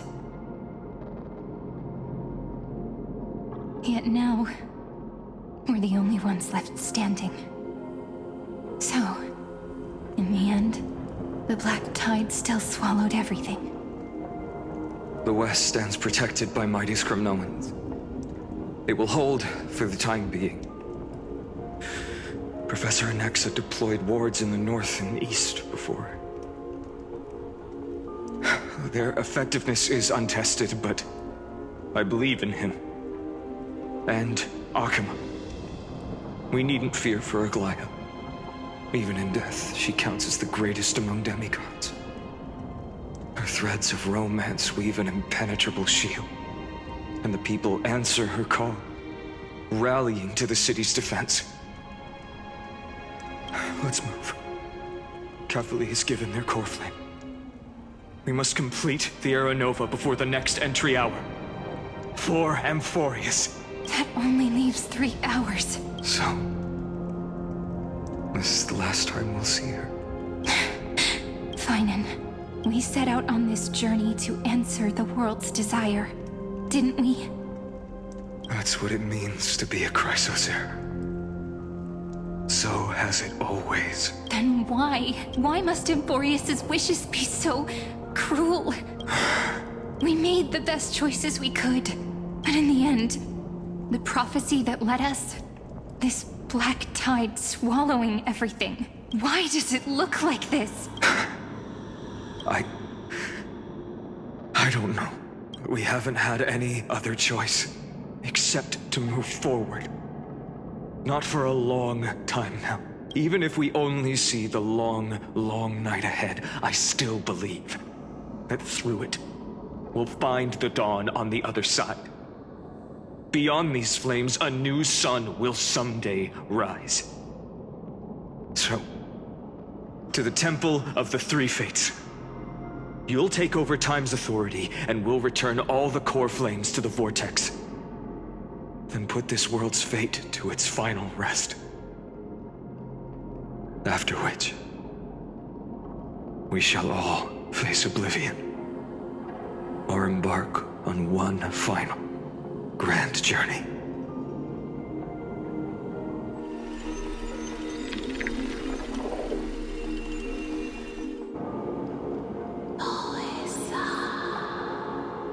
Please forgive us for disturbing your sleep, Orynyx. It matters not. I know fate has run its course. The Black Tide has reached Akama. Amphorius does not have much time left.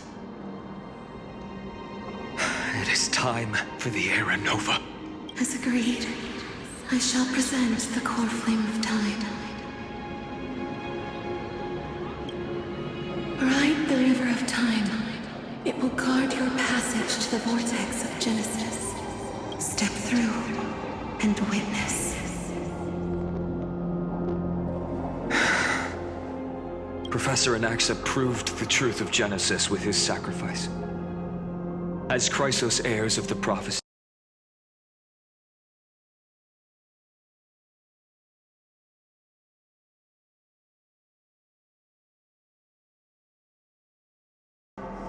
it's our turn.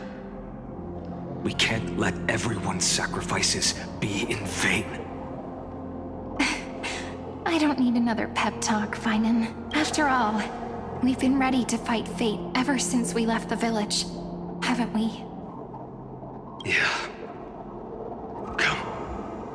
Let's claim the miracle we were promised, and burn away every last shadow in this world. And then rise as the first light of a new world. Light calendar 4931, the third week of the month of Evernight. Welcome, my lady, to the end of the flame chase. And the end of all things. The Titan has revealed the gateway of fate. Please, accept the invitation to step across the threshold and behold. Beyond this gate lies the new world that our heroes sought through their trials, as well as the terminus that the owner of these long memories has been hurtling towards their entire life.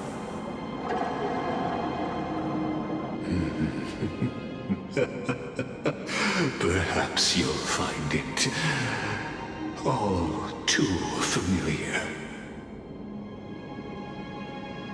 Then you'll understand how the mortal called Finan shouldered the world's weight. How that same burden crushed him, proving that the so-called Deliverer is nothing more than Amphorius' own delusion. A pitiful fantasy that it could defy fate's decree. Please, esteemed one, the answers you seek lie in these non-existent times.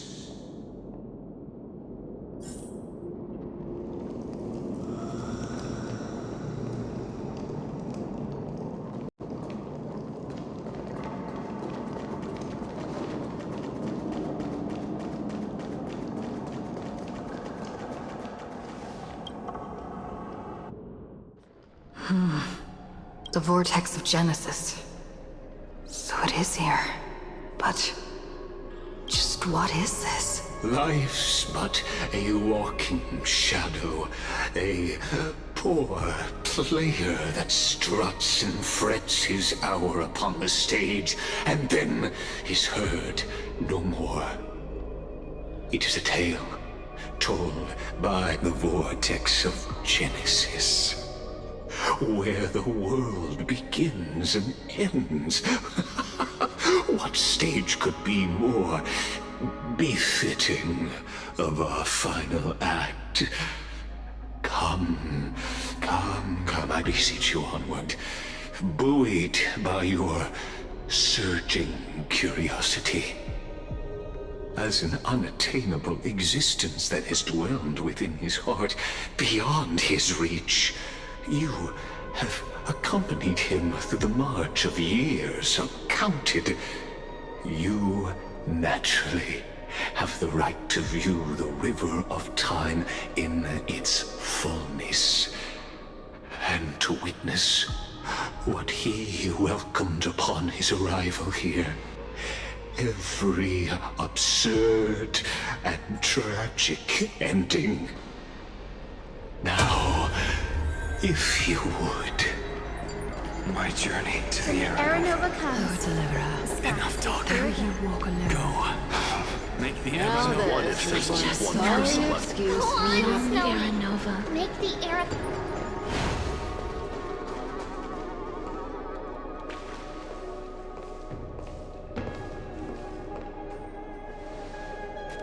None of that matters now.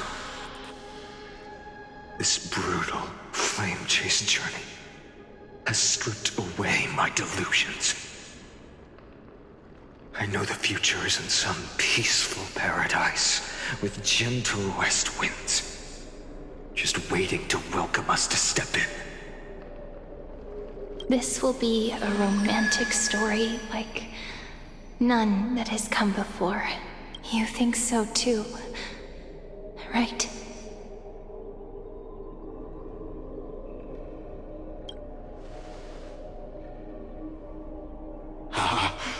Indeed, in his memories, such a scene replays over and over.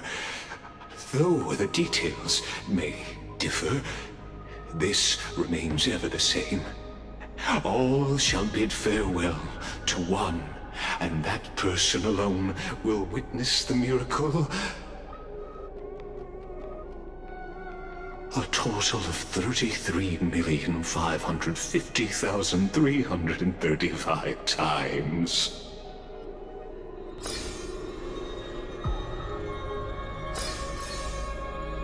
Each is a drop from the river of time, representing the long journey he would take, or rather,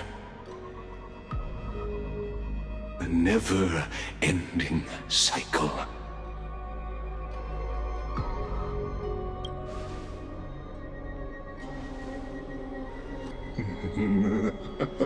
Just putting it in terms that might be easier for you to understand. Seeing is believing. Why not let your own two eyes uncover the truth?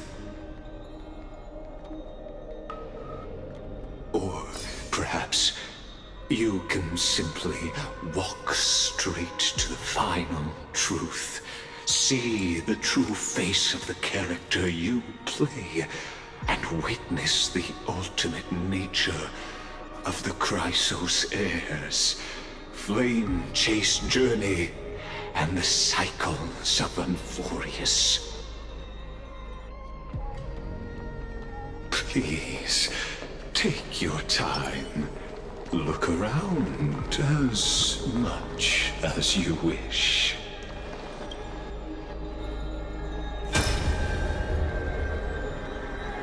The Vortex of Genesis. The last time I was here, I was returning the core flame of reason. I didn't have the time to observe it in too much detail back then. But a holy sanctuary of the Titans. Looks more like their frozen crypt to me. Well, all the core flames do lie here now. It's my honor to walk the final stretch with a mind such as yours, Professor. Oh, getting ahead of ourselves, are we? Have you forgotten so quickly? I died for truth long ago. What walks with you now is but a thought in your mind. Of course. How could I forget that? but I'll say the same to you. It's my honor to walk this final stretch with you, too.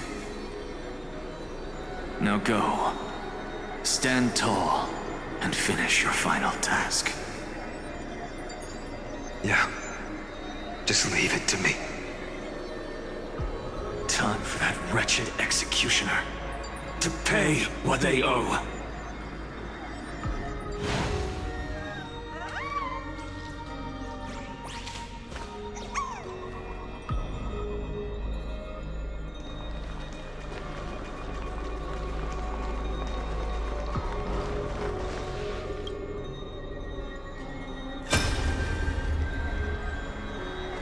Not a single soul to be seen.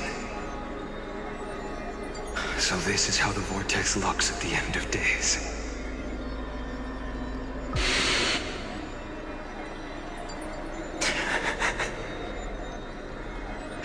Looks like I've got company after all. But since you've made it here... So, in the end you succeeded. Executioner.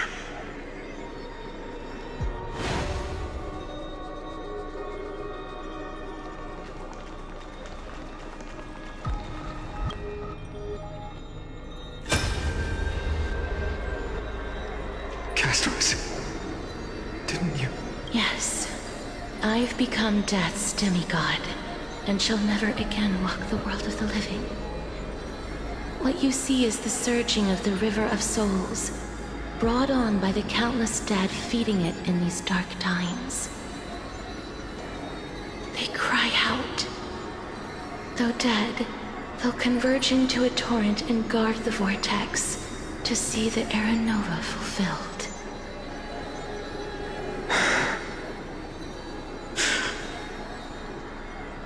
I will take all the wishes of the departed with me. Please, everyone, fight with me to the very last. I hear them. The dead hail you. They're prepared. Go on, Deliverer. We'll keep that executioner in our shadows. The path before you leads to light and eternal flames.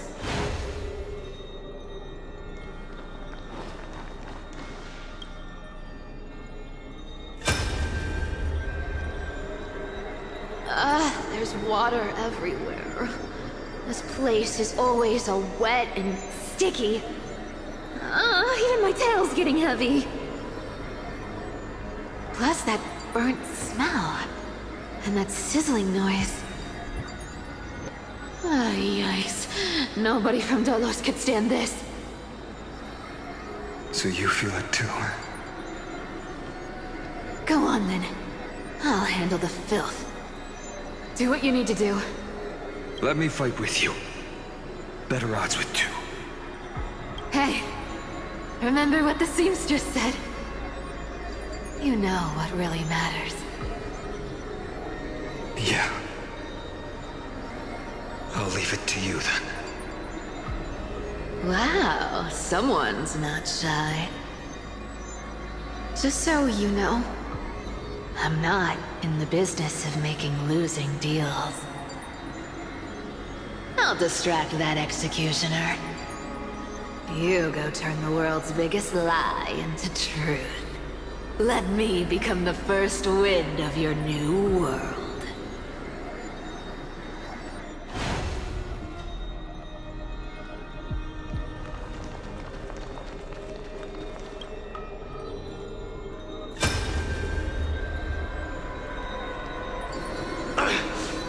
Shut up and get out of here!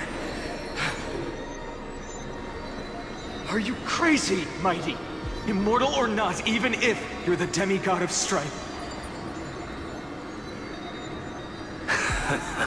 Oh, I'm still no match for them. No, I know you can. I just wanted to record together. Let's prove that we're enough to transcend the prophesized fate?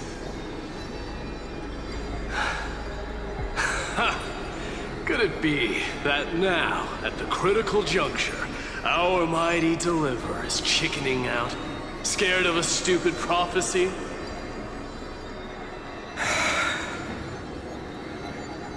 I'll transcend the prophesized fate. All right. But I've got a better way. As the son of Gorgo, I'll prove myself with one last grand victory. Just like when I ripped out the old king's heart. Go. Leave this to me. If the Black Tide creatures block out the sun, then we Kremnoans will fight in the shade. And when I'm done with that executioner, we'll raise our cups where the west winds end.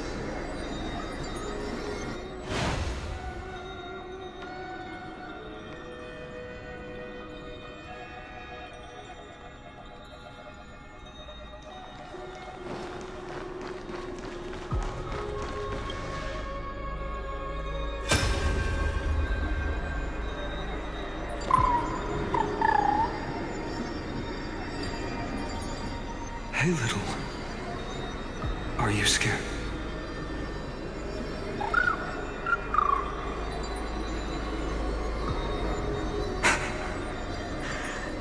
As brave as Heights. Stay close, little Ika. What? No, not you two. I see. I won't squander your kindness, your hopes. So please, keep this bit of sky standing for me.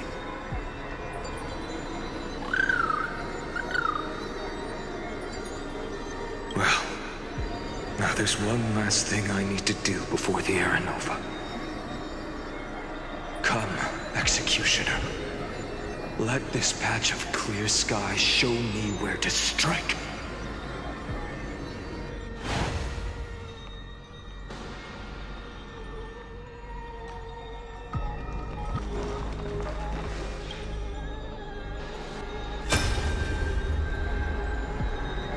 All shall bid farewell to one.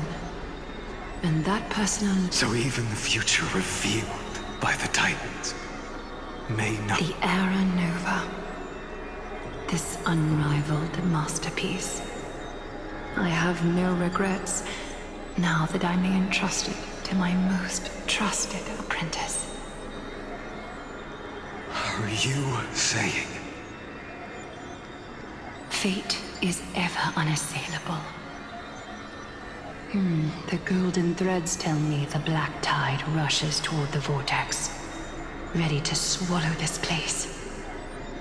I must weave the last of my humanity into a net to hold back the deluge.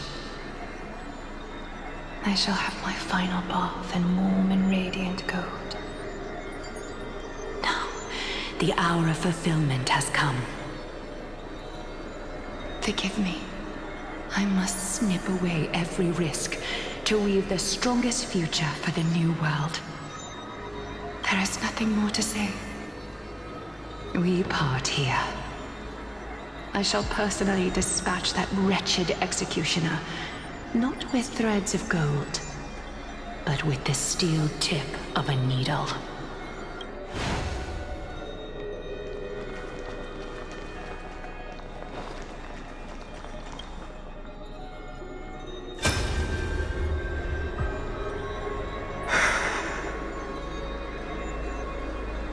Trebi, look. We made it to the vortex. That prophesied future. The flower fields where the west wind ends. Era Nova. We're so close now. You can't speak anymore. Please. Allow me to pause just a moment before I keep my promise. Let me answer your cruel fate by tearing that executioner's heart from the void.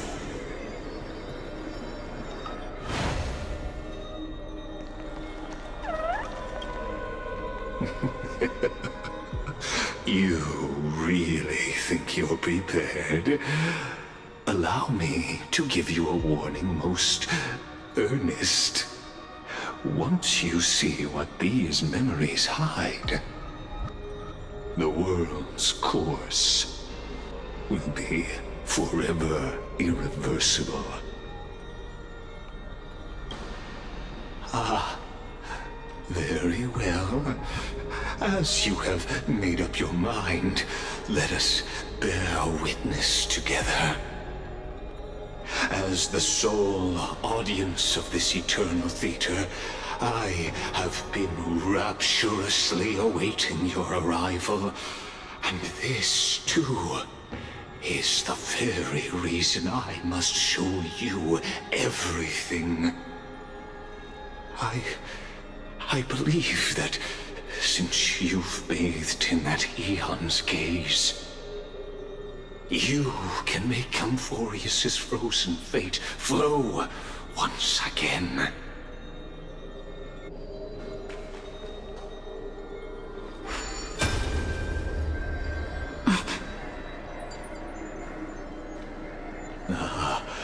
Feeling a bit lost?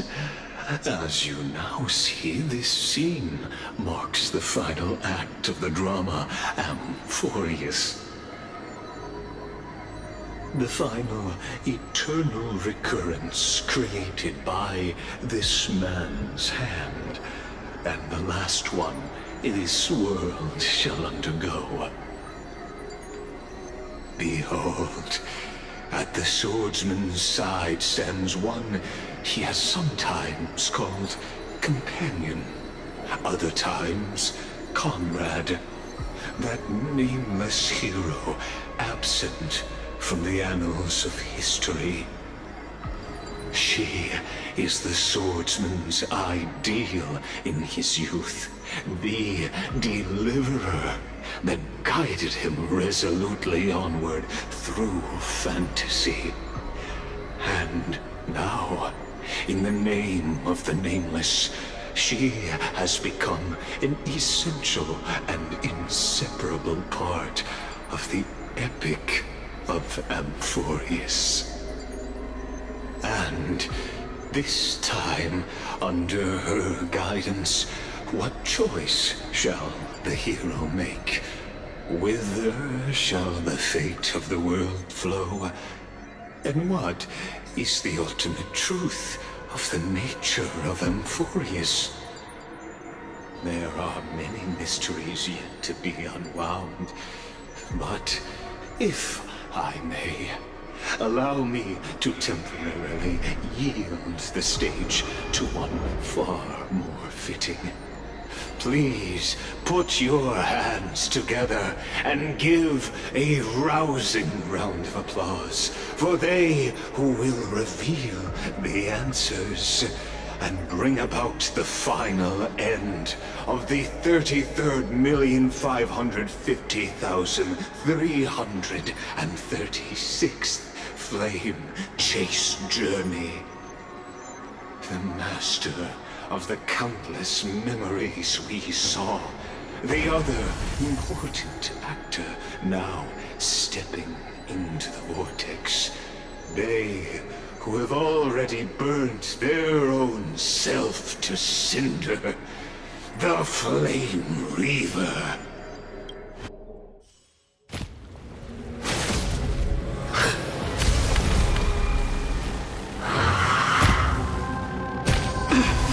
So, in the end, you succeed, Executioner. With my flesh as kindling, like the first dawn of the new world.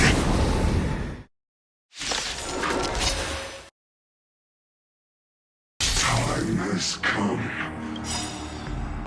to once again start everything.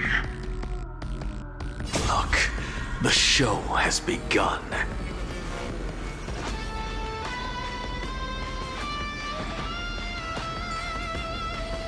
this divine power, I reforge all things!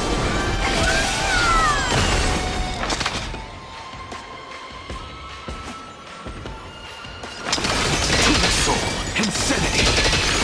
Please cherish this time.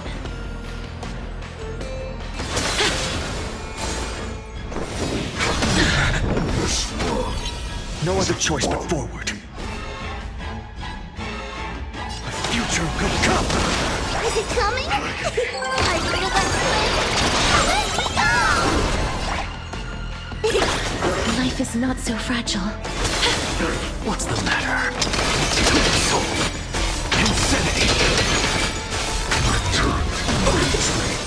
Look, with this divine power, I reforge all things! Tomorrow! Watch closely! I'm just a frail scum. To the soul, insanity! You two will head to the nether realm. Wait here.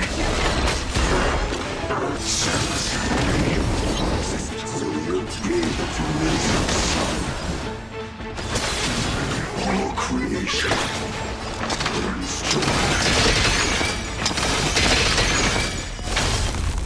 Please cherish this time.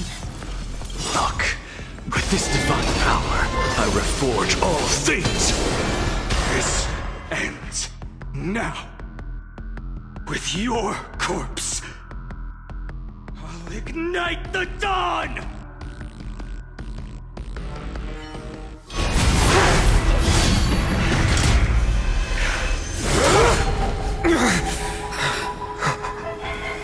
How is this possible?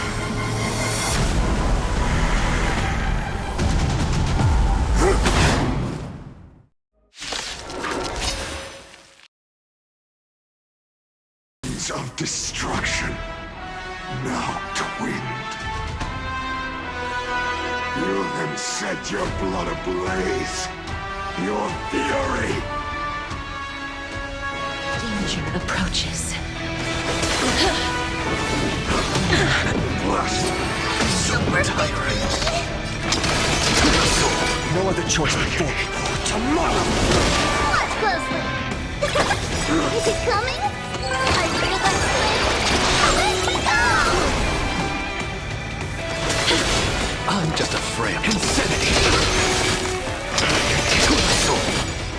Look, with this divine power, I reforge all things. Future will come. My fury. Underestimating us will cost you! I'm fine. What's the matter? Insanity! Life is not so fragile.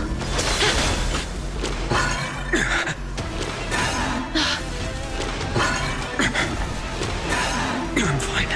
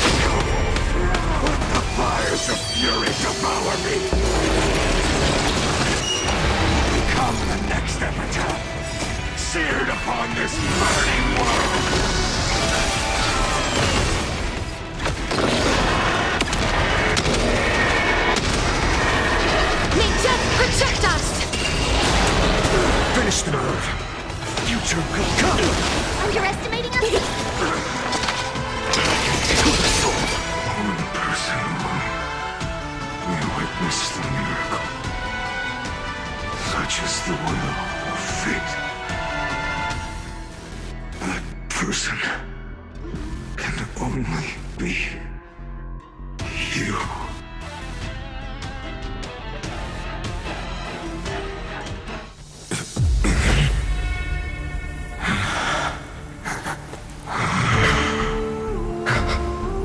Why not let wrath incinerate fate?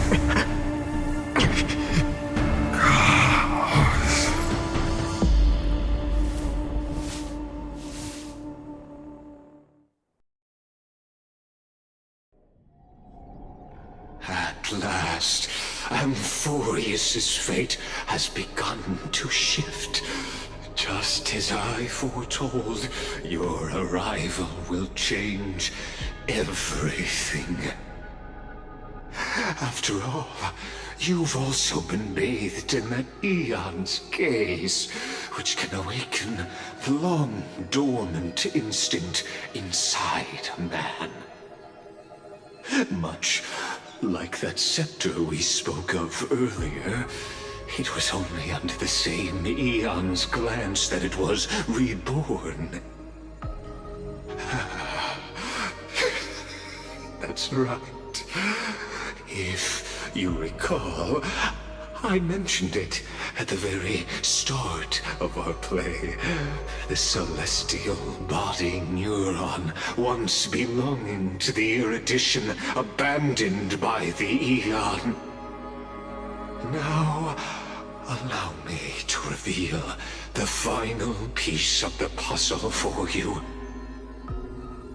The eternal land, known as Amphorius, is nothing more than the scepter's endless, lonely extrapolation.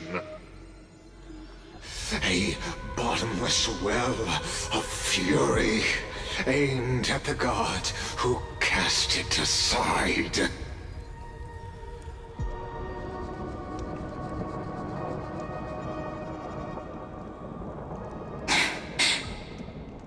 Finan, we set out on this journey to answer the world's desire, didn't we?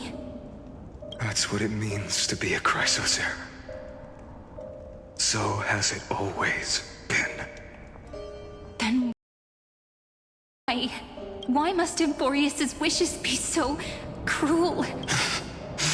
We made the best choices we could, whenever we could. But in the end, the prophecy that led us, this black tide swallowing everything. Why does it look like this? You see it too.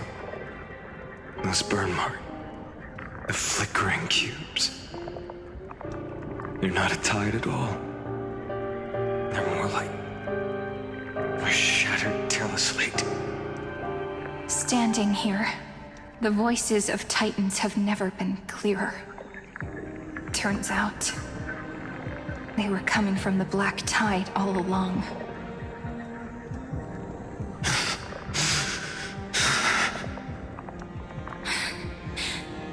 Is that Amphorius crying?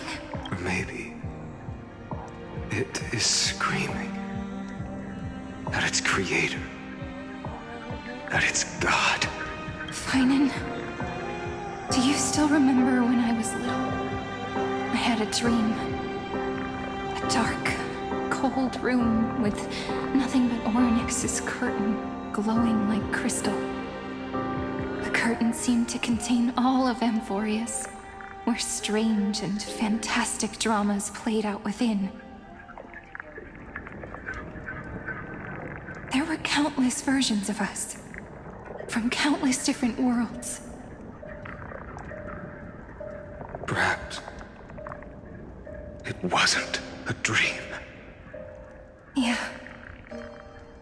As I gaze out at the world before me, those sorrowful thoughts have become reality. So, this is the reason the sky was sealed. Amphorius is merely a larger ID Silicii. We are just characters in this tiny world, following the prophecy, stepping onto the same journey over and over. What then is this so-called Era Nova? And what are the spectators watching all of this truly hoping for?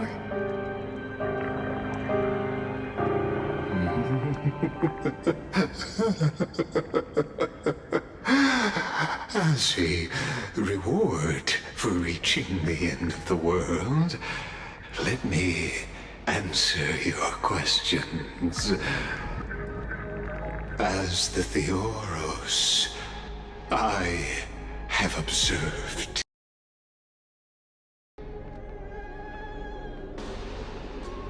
Thus is the synthesis of the prime mover of life formed.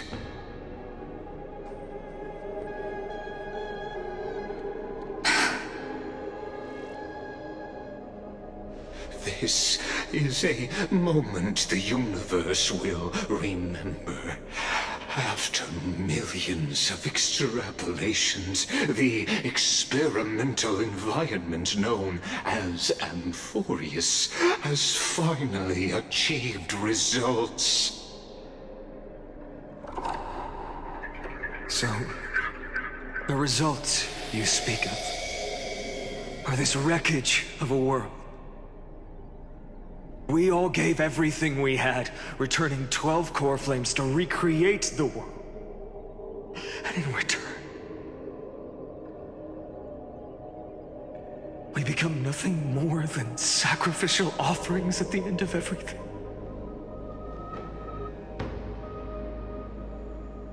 Exactly. The Titans are Chrysos heirs of the past, and Chrysos heirs are the Titans of the future. Anaxagoras' theory of Era Nova holds true. As the model of reason, he reached unprecedented heights. But from just the perspective of a player in the drama, he could never fully uncover the last layer of truth. The cycles of the hero's journey that have played out until now were never about creating a new world or perfect heroes and gods.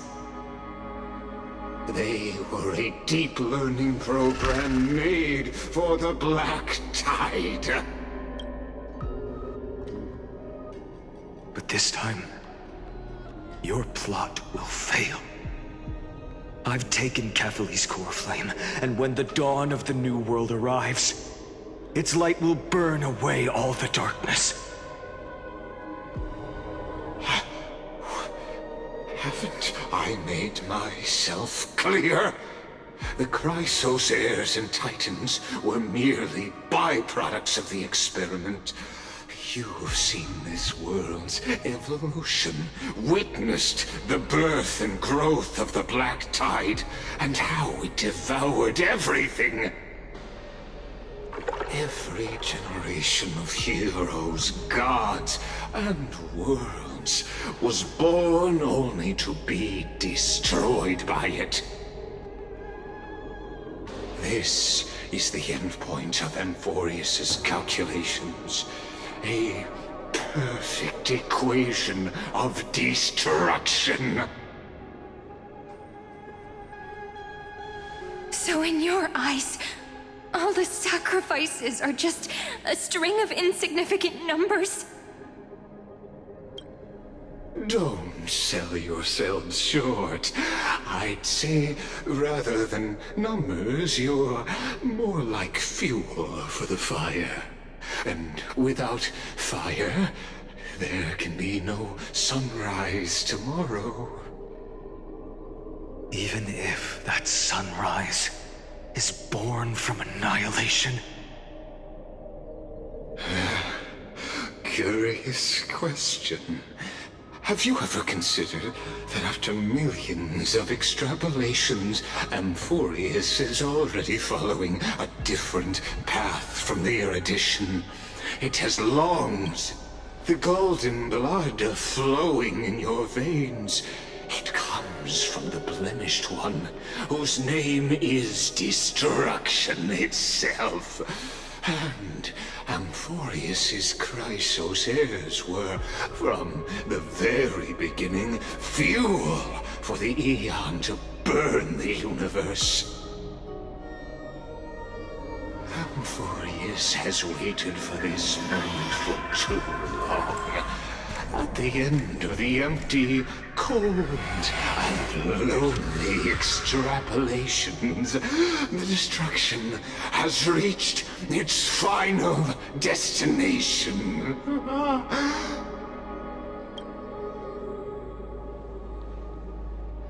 Nikos 496.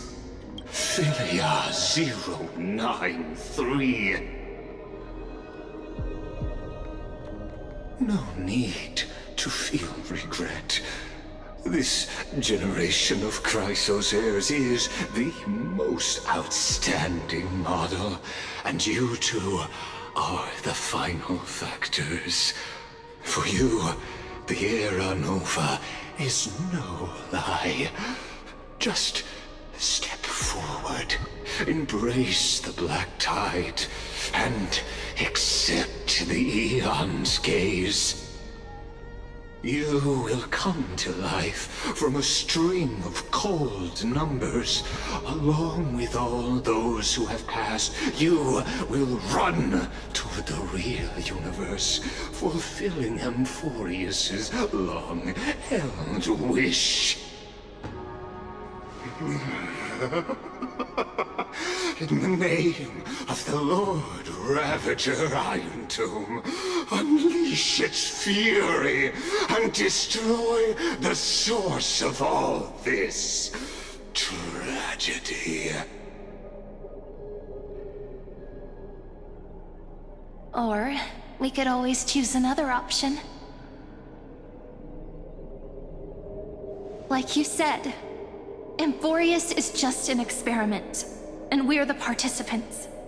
We can only walk along the predetermined path toward the ending, under the watchful eyes of the stars.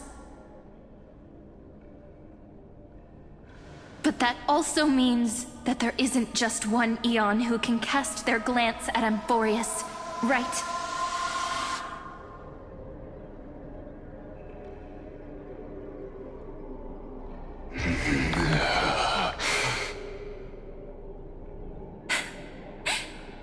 Is this question really that hard to answer? Or did I guess it right? And in reality, this world has already been under the watch of other Aeons.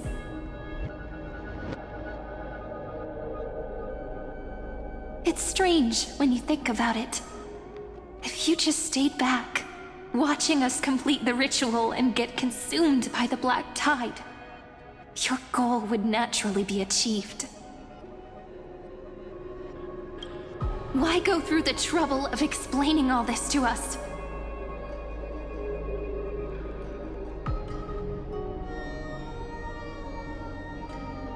You're pretending, revealing the so-called truth just to deceive us, covering up another possibility.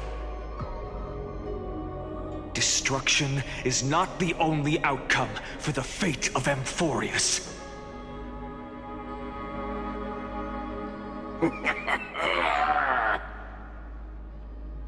Do you two really think, as petty little demigods, you can change the outcome written by the stars? What makes you think you're capable of doing that?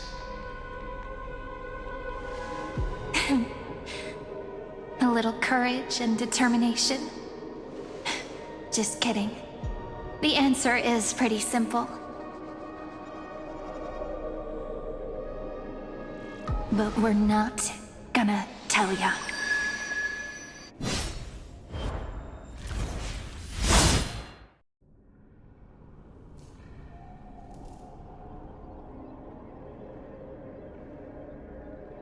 We're going to weave a long dream for Amphorius, making it believe the experiment hasn't ended, that everything is still ongoing.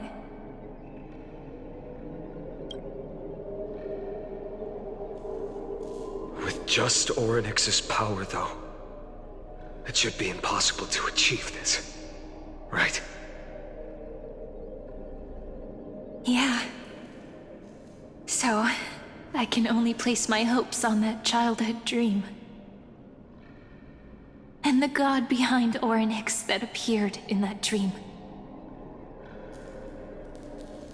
Now, I can say with certainty, time is the page on which that Aeon records Amphorius. If it fades from existence, records is lost among the stars, that Aeon will surely direct their gaze here. And it will be a glance that spans time and space, transforming each incarnation of me into the power you shall wield to reset time, imbuing my soul into this ceremonial blade, and creating an endless flame chase journey. I understand. Then let me step into the cycles and continue Amphorius's grand design. To deceive the gods, deceive the world itself. But to make time vanish from this world, that would mean you.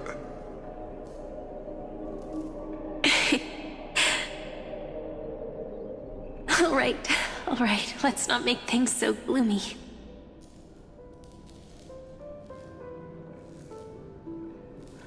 What we're about to embark on is the true hero's journey, so...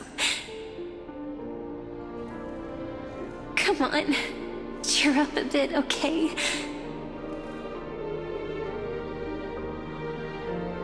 In that memory, you will definitely meet me again. The little Cyrene who knew nothing, lying on a soft patch of grass, feeling the light breeze, dreaming of the distant world. Tell her about the flame chase journey, and then let her become a romantic part of this story. I believe every Cyrene will make the same choice. Erasing time, again and again. Resetting time over and over. After all, they're all me. And I will always have my charm.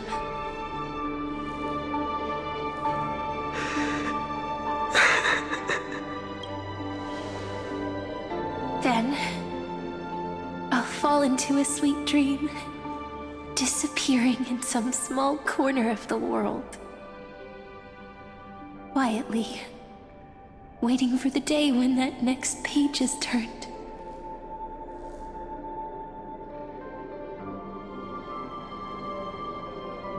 And I will keep going. Even if the road ahead is dark, I will burn myself to light the way. Rather than let the core flames become nourishment for the Black Tide, I'll become their vessel.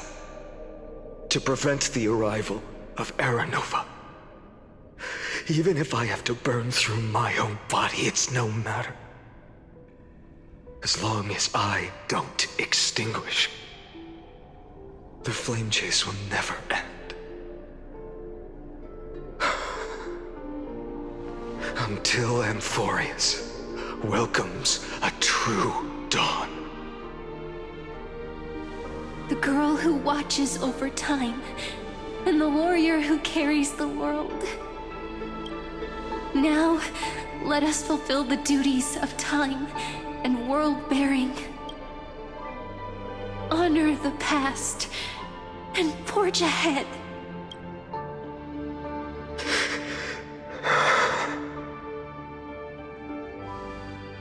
I promise you, the pain will pass in the blink of an eye. You need to hold tight to this ceremonial blade. After I'm gone, it will take you back to the beginning of time. The start of a new story. I believe that in that story, we're in countless stories, each alike yet unique.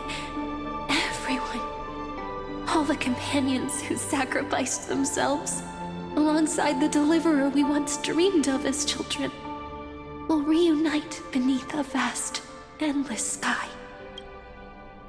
If we can never break free from this prison, I will stand my ground. Until the day someone shatters this endless cycle and writes the final chapter of Amphorius' fate.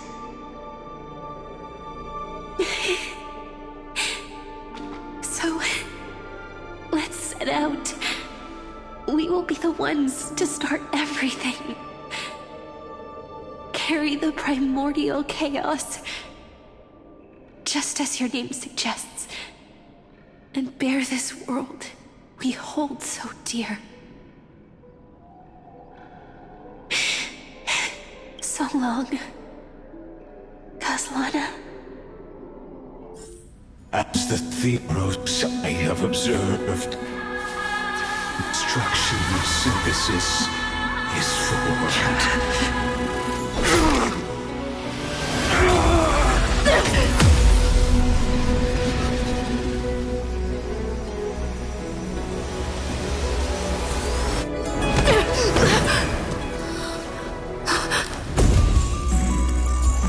I will wait for that day for as long as it takes. The day will come whenever this immortal eternal and follows in our footprint to write anything unless that ever was.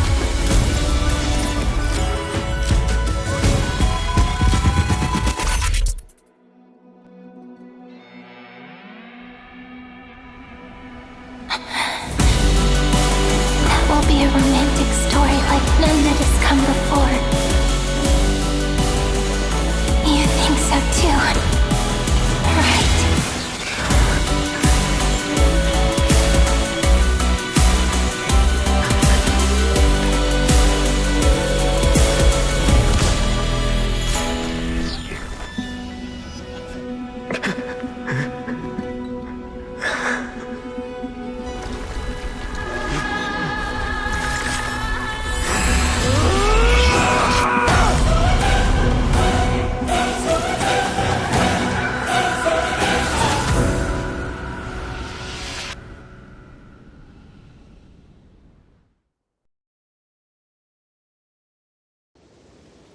The world is collapsing, and the people are crying.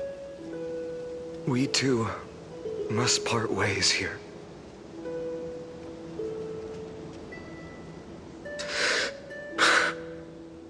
Friend. Ides Elysiae, the little village of my childhood. The gentle breeze and the sound of waves still linger. Everything is as it was. It feels good to take one last look. You know, this is just a corner of the memory. The real Ides Elysiae. I know. I'm here to say goodbye. We might not see each other again. You can stay here forever. And time will stand still for you. Let it flow. It's time for me to go. Even if it's a path with no turning back. When have we ever had the luxury of turning back? Are you afraid? After learning the truth of your origins? Will you see the motivation I gave you as the manipulating whispers of destruction?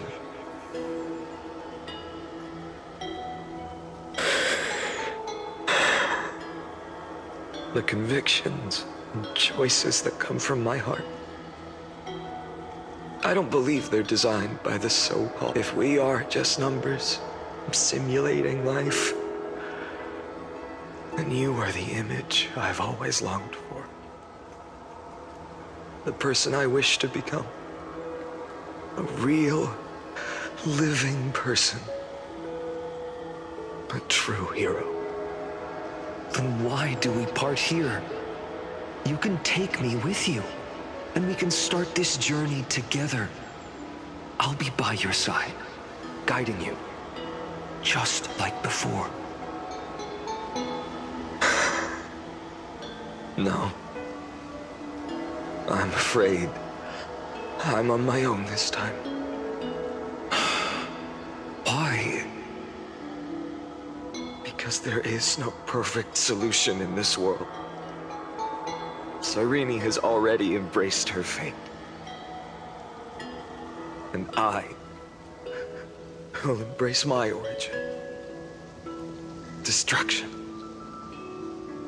And with this power, I will rebel against its creator, bringing endless fury to the darkness, sweeping the world.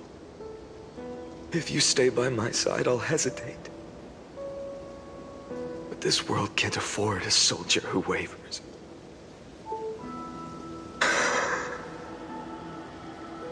Do you remember when we were kids? Everyone would get so excited drawing cards like ruler or warrior, but throw fits over devil or drunkard and demand a redo. Always get to change their minds. Things are so happy and simple for them. But when it comes to the fate of adults, there's no room for redos. Then go, Caslana, as you promised. Deceive the world. Seize the core flames and rewrite your fate. Burn yourself up with all your might.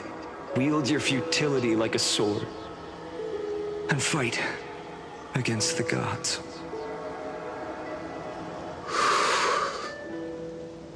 In the name of world-bearing, I promise you, Kefali will never forget this.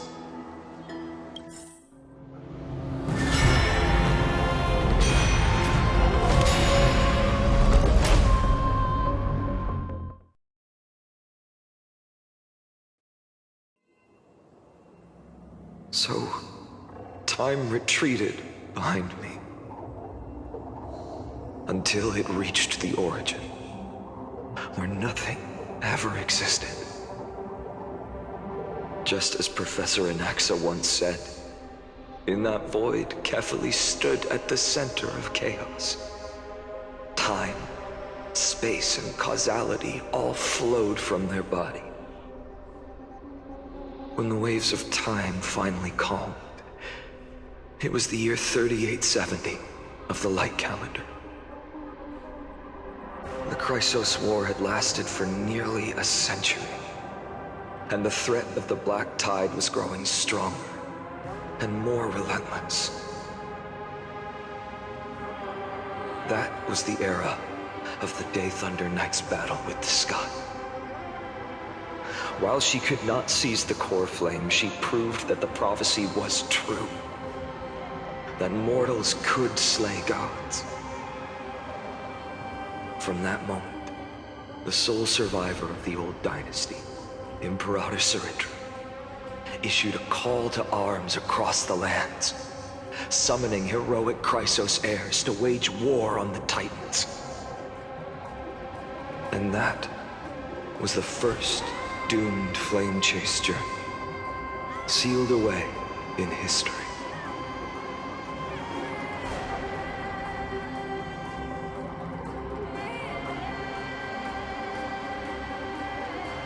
So what you're saying is, you've traveled back down the River of Time, finally reaching this untouched seabed just to tell us the flame chase journey and even all of Amphorius are nothing but illusions and dreams?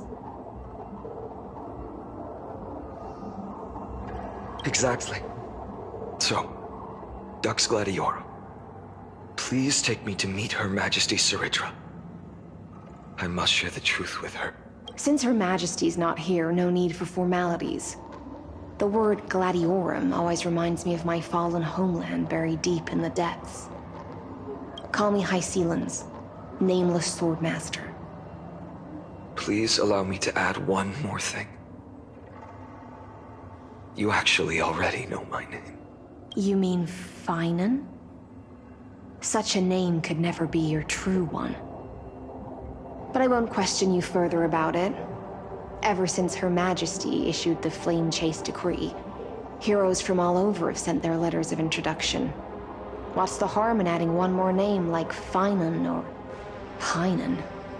Besides, the deep sea is dark. Isn't it the perfect place to hide secrets best left unseen? All right, nameless Swordmaster. Hold on to my wake. Let's find somewhere else to talk. Aren't you even a little suspicious of what I've said? Harboring suspicions is not my concern. My sword dances only when the Imperator harbors doubts. There's no use in speaking further. Show me your true intentions through action.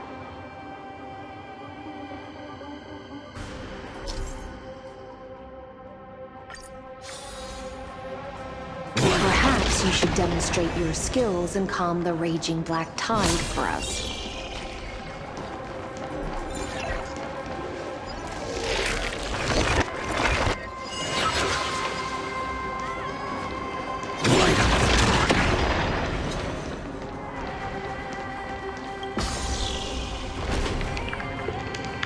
Oh. Nice moves.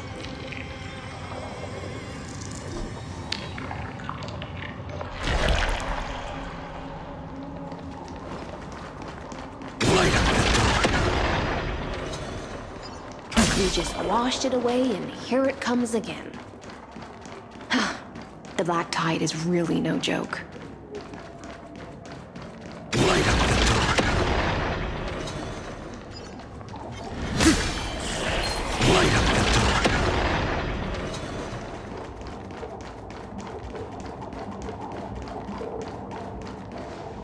The waters end here. The one you seek is beyond this point. At last, I can meet with Her Majesty Saridra herself. Are there any formalities I need to observe? Don't kneel, don't do the hand-kissing or foot-kissing gestures of the old dynasty, and most of all, don't bow. The Imperator despises such rituals, especially when the heads of those taller than her bend beneath her crown.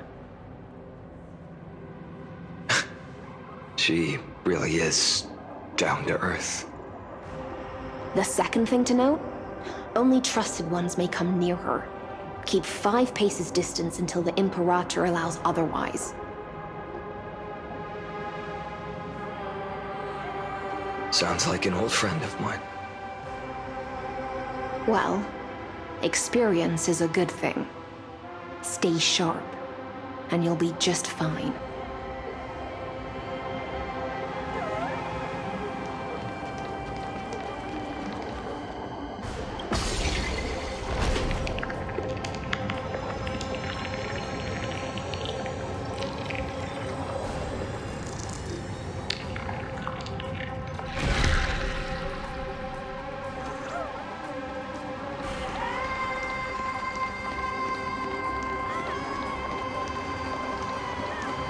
Dux Goldweaver, little hostage.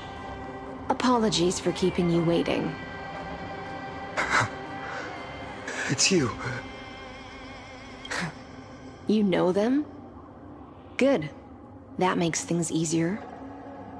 Before that, I'm more curious about one thing.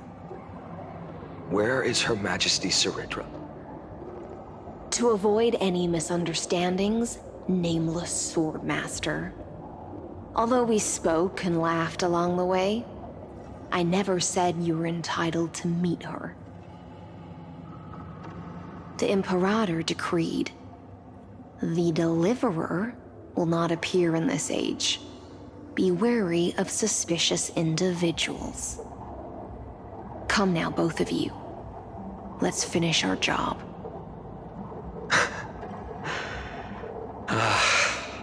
I see. It's a trap. I had no intention of fighting. So remember this, Lady Hysealant. If my sword shows any hesitation, don't thank me. Thank them instead. No, you misunderstand. We don't want to see Chrysoceras hurt each other. Just give us some time to ask you a few questions. The Nestia's golden threads will judge you and decide your fate. As you wish. White-haired Swordmaster? If what you say is true, then you must know the fate of the world. So, how much do you know about what we read from the prophecy?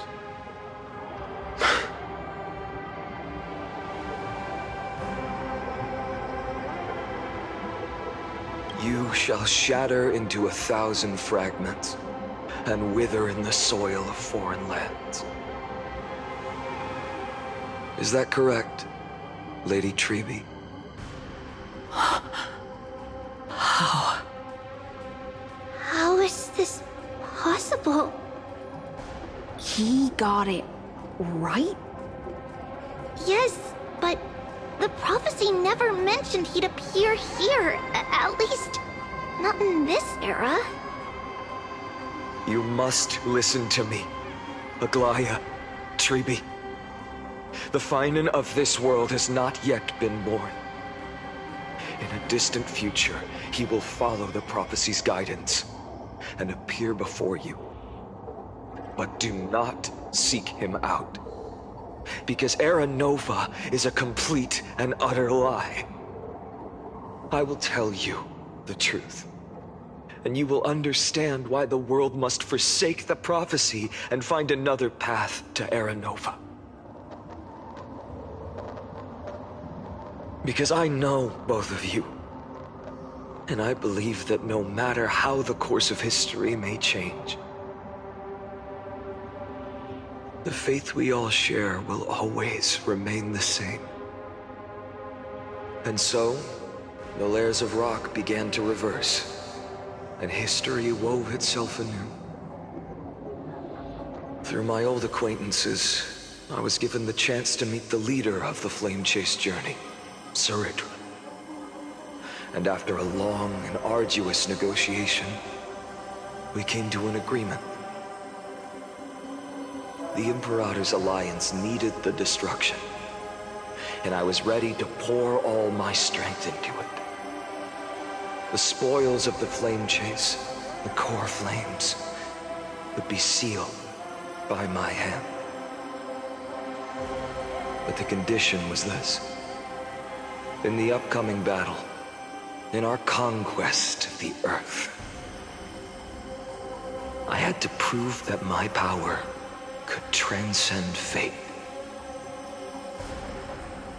In the original history, there was a brutal war. At the end, the Titankin of Georios, Terravox, killed the rampaging Titan and took the core flame that supported the Earth. But this time, Amphorius encountered a turning point in its fate. Neither side suffered any losses. When I severed the Titan's head and raised the core flame high, the crowd gathered around the scorched remains of the god, roaring with joy, cheering for the hero of the destruction, who had ignited the faint spark of life for the first time.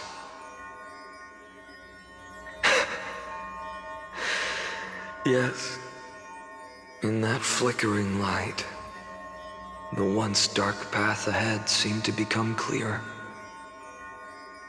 I proved myself, and in the long years that followed, I brought down the other Titans, one by one. I could do more than just wait. When time resets, the chance to change the world also emerges from the lines of history. Until finally, the brutal future revealed by Era Nova is reversed. But tell me, if that's truly the case, why are we doomed to the same outcome?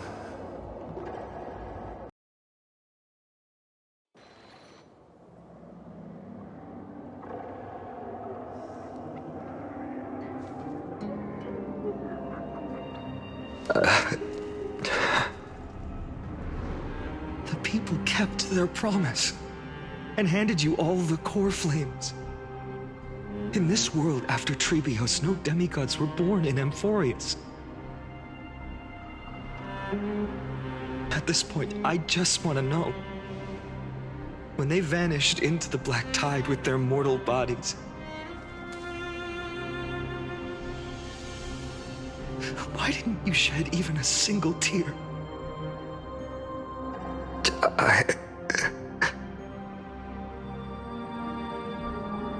Your indifference chills me.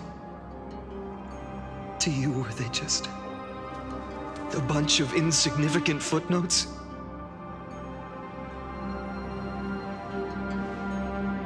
Sorrow has been my constant companion.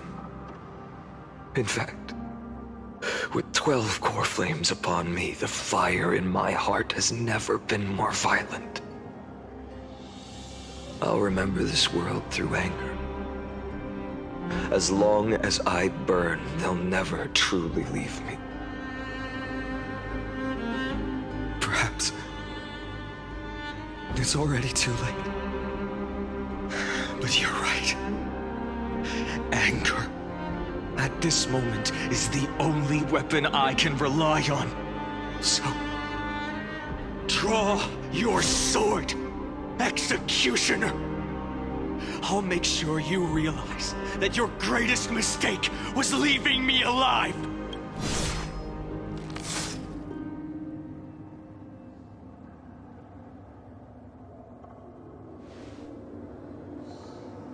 After that, he raised his sword and attacked. Then, Kaslana killed himself. That day, who fell to the sword to be left in the past, and who went into the future, I can't remember anymore. I only remember a nymph, hiding in the shadows just out of sight, futilely pushing a stone ball. Climb, fall, climb, fall, climb again, and fall. The only freedom the nymph had was in choosing how to roll the stone. Sometimes fast, sometimes slow. Sometimes resting on a gentler slope, leaning against the stone for a break. But its choice couldn't change the futility of it all. The stone would always roll back down the slope, and the nymph would always return to the starting point, beginning again. After that, every time I reached this point in the cycle, the burning sky would cast a shadow over its path.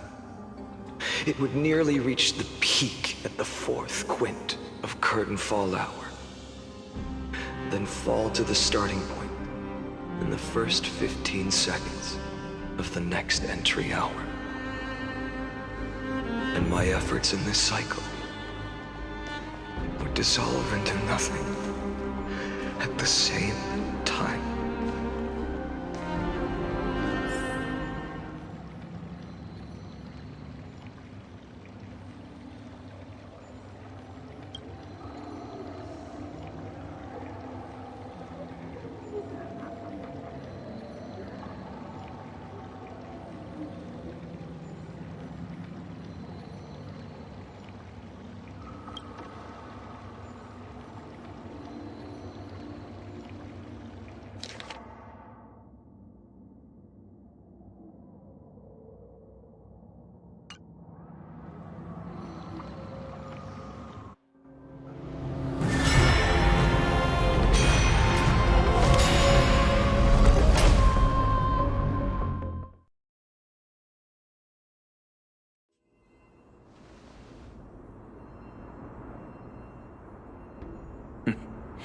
Absolute nonsense.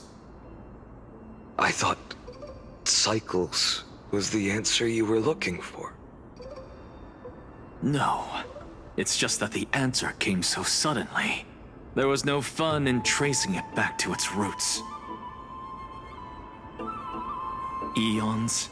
Paths? What a load of nonsense. I can't give you an exact explanation of those two concepts either. Enough. I'm just expressing my frustration. Don't you understand? I was already expecting this. The black tide came from beyond the sky. And everything else is no exception.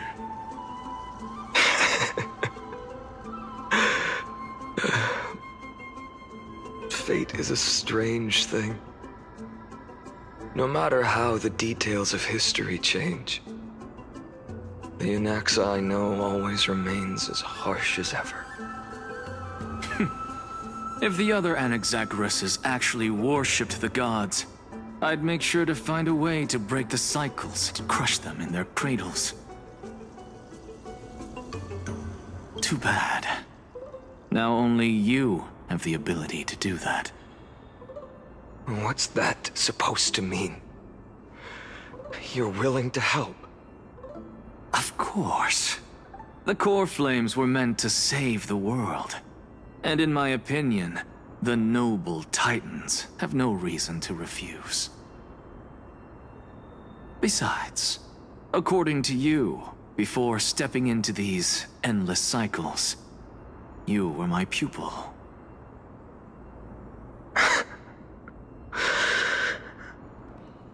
I've already heard the same thing countless times.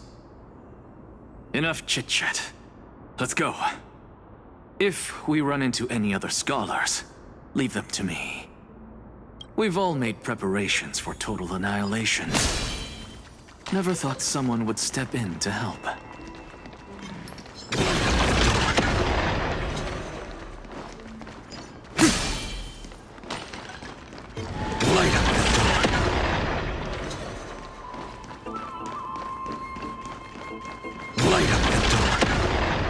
You've been to the Luminary Throne before, haven't you?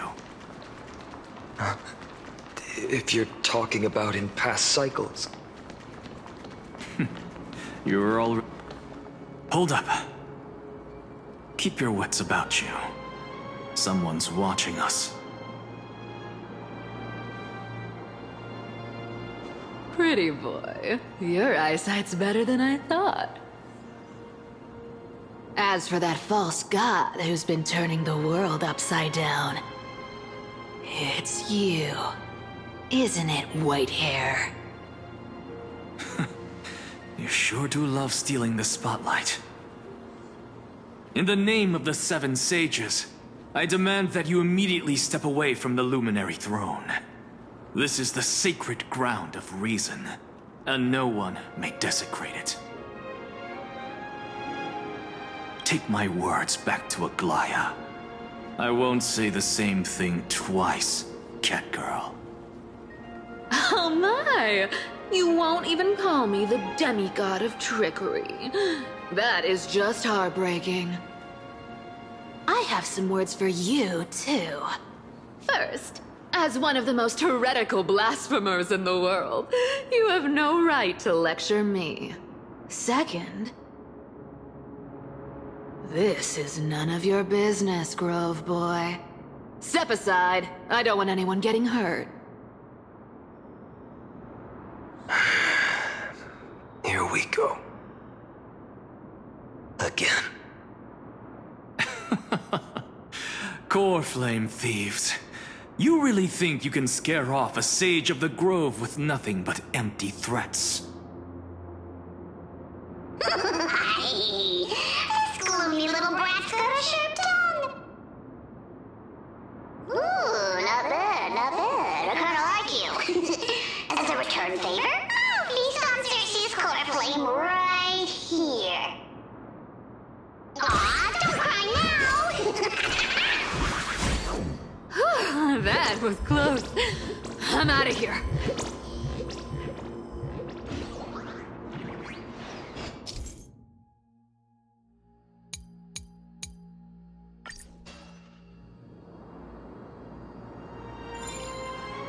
They're exactly like all the past ones I've known. Cunning. And yet so naive. Sounds like you have a plan. Of course. When I first set out on the Flame Chase journey, Lady Treby never managed to teach me Orynyx's miracle. But along the way, I learned a thing or two.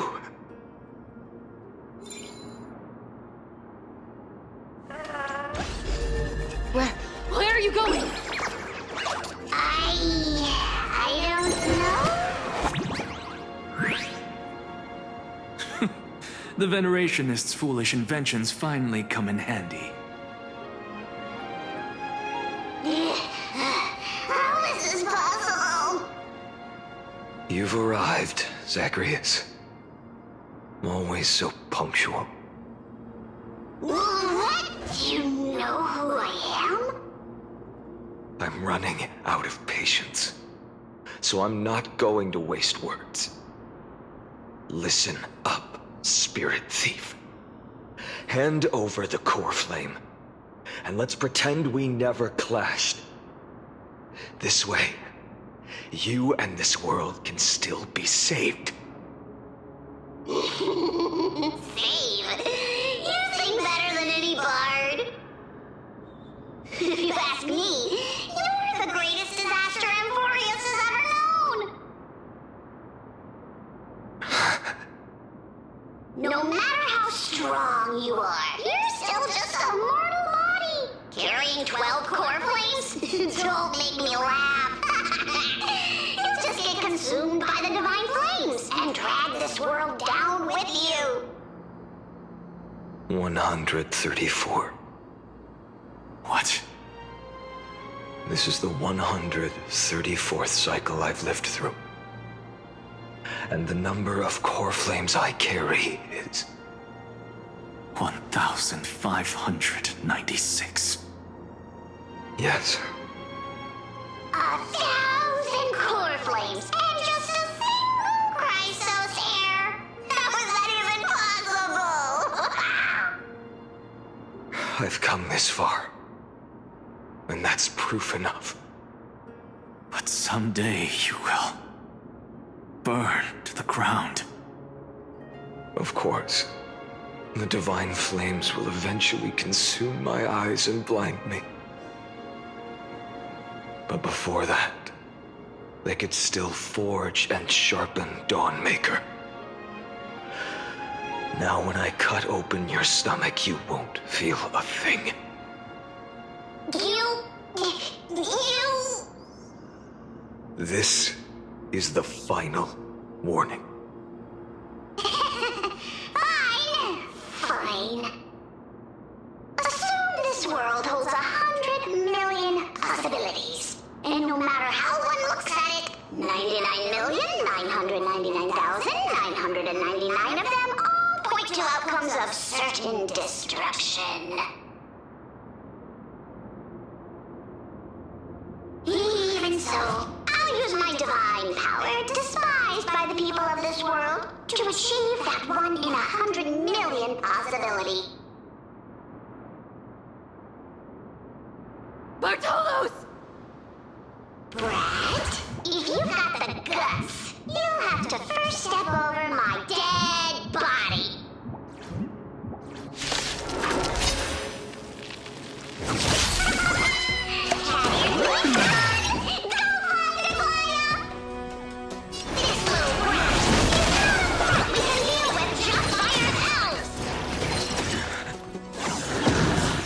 No other choice but forward. Existence is of no consequence. Future will come. Tomorrow. How absurd. In my memories, Zagreus always meets the same end. Over and over again. Their departure no longer stirs anything in my heart. This reason core flame before us is a fake, obvious as day. I know. I know. It always plays out like this. The spirit thief covers for her, and the trickery demigod escapes with 2 core flames. And then, driven by defiance or hatred, she decides to stand before me once more. Exactly like the countless past hers I've known. Cunning. Yet so naive. Since you've witnessed the same scene play out countless times, tell me, will you carve the trickery core flame from my chest now? That depends on your attitude.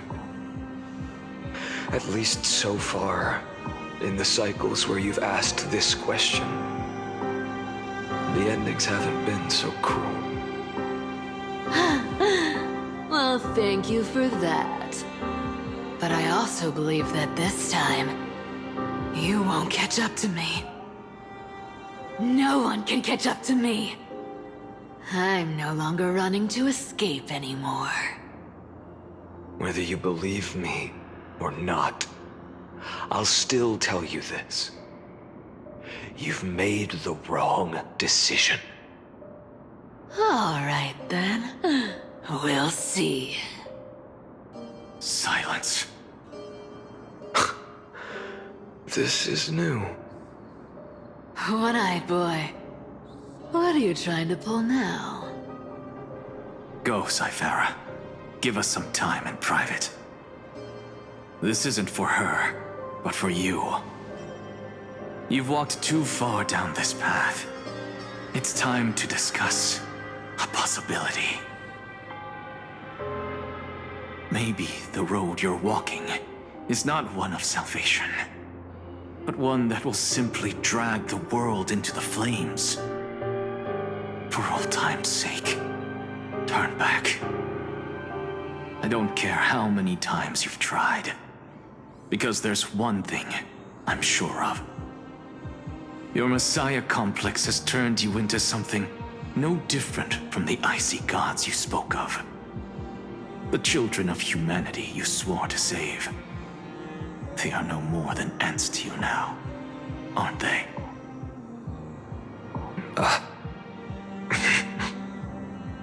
Of course. I've been wondering, what kind of demon could burn my homeland to the ground in an instant without batting an eye?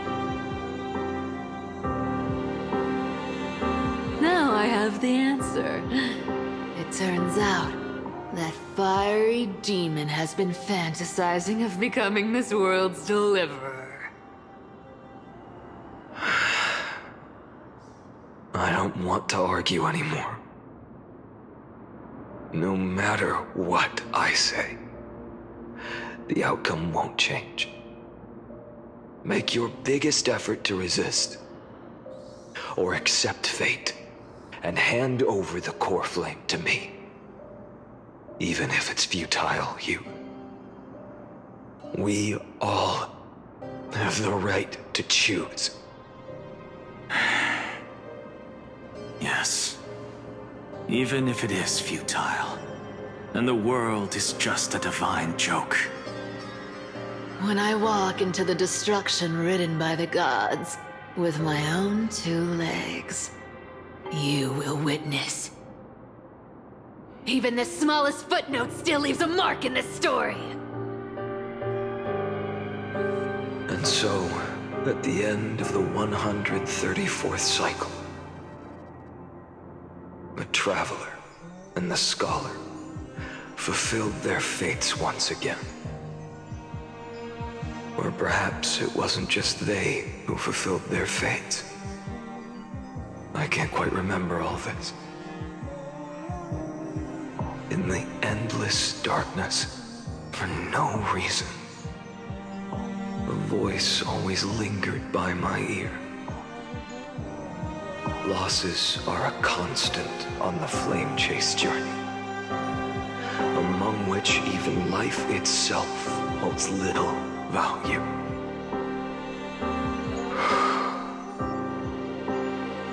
Reduced to ashes, such a familiar end. It happens in every journey. Always the same.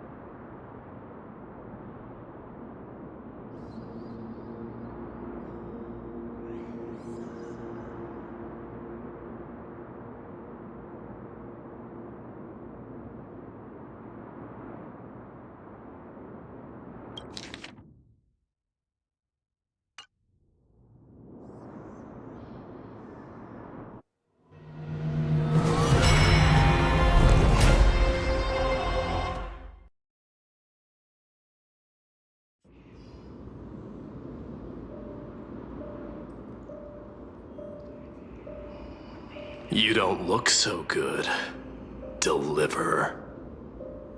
Even after going through 108,642 cycles. Mighty, your name for me has never changed. Why do you sound so pleased? It's a derogatory name. Yeah, I know all too well. You only meant it sincerely in the first cycle.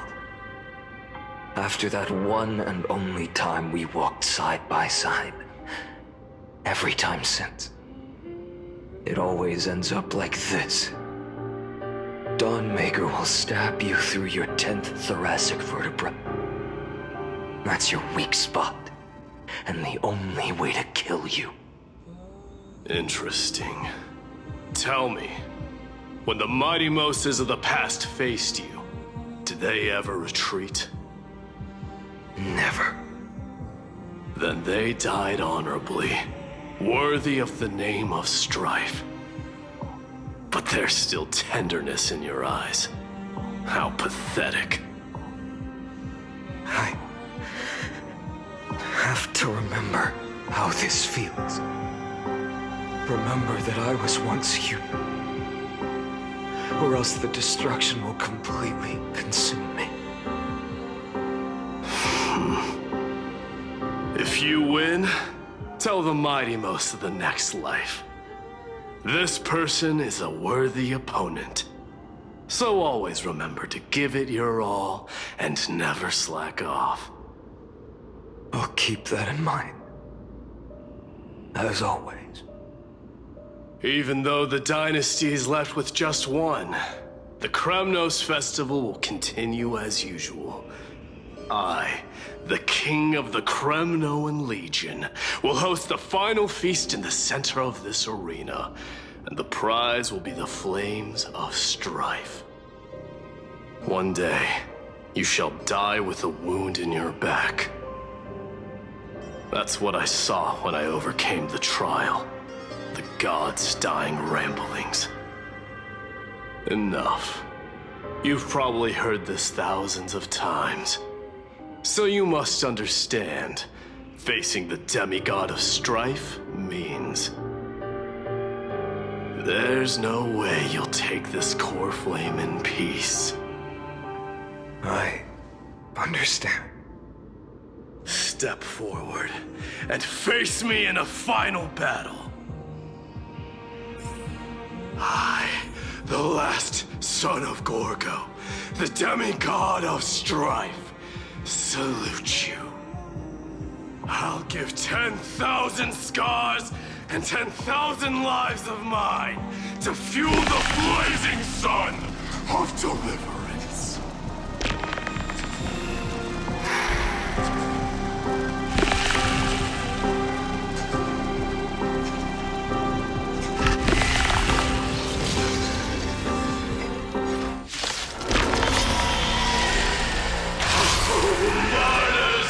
Behold! The last Kremnos festival has begun. And will not end till death. It's time to temper myself. The future will come. Fine. Conquer this world, or be conquered by me. As you wish.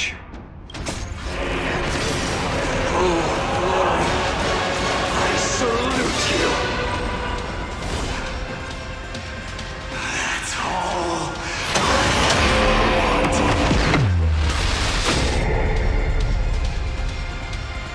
So with substance.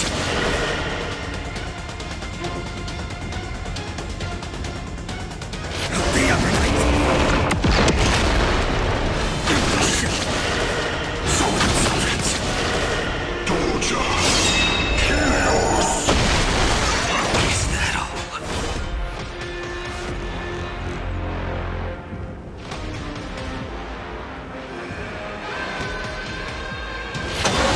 Tear the sky.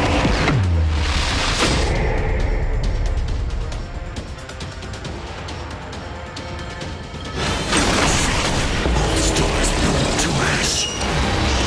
Feel the scorching hatred. So with substance. El Mundo.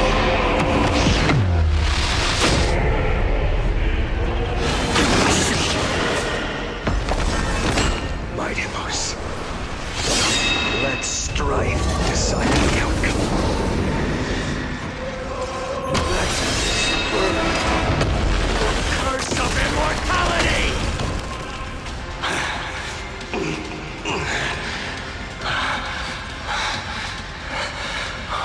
Well fought.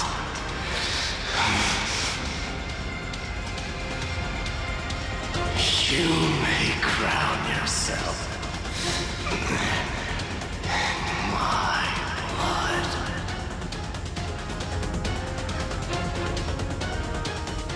In your next life, I shall once again block your path.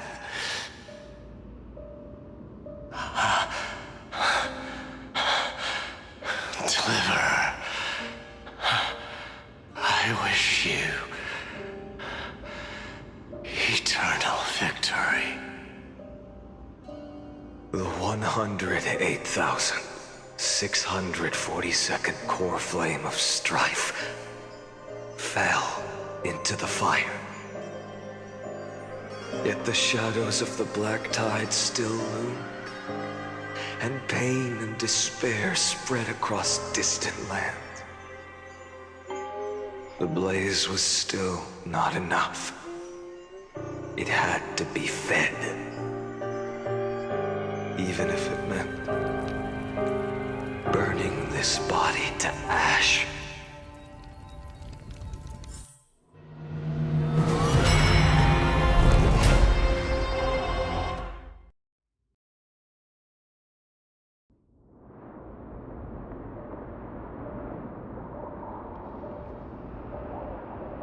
No matter how bright the sun is, there are still places it cannot reach. Moreover, the sun you bear is both cold and blinding. A sun like that surely cannot bring warmth to the nether realm of the next life. Golden blood is born from the destruction. We have long since lost the right to seek warmth. Only by feeding the flames can we melt that hopeless future. Allow me to ask, how many core flames do you carry now? 24,041,183. Such a heavy burden. So that's why you've turned into this. A broken idol. Tragic firewood. No matter. I will bear this burden as long as you hand over the core flame of death. I must refuse. As the demigod of death, I cannot watch you walk into a fate more cruel than death. But this way, the past, present, and future will never again suffer unnecessary death. Unnecessary death. Indeed, you are not the Finan I know.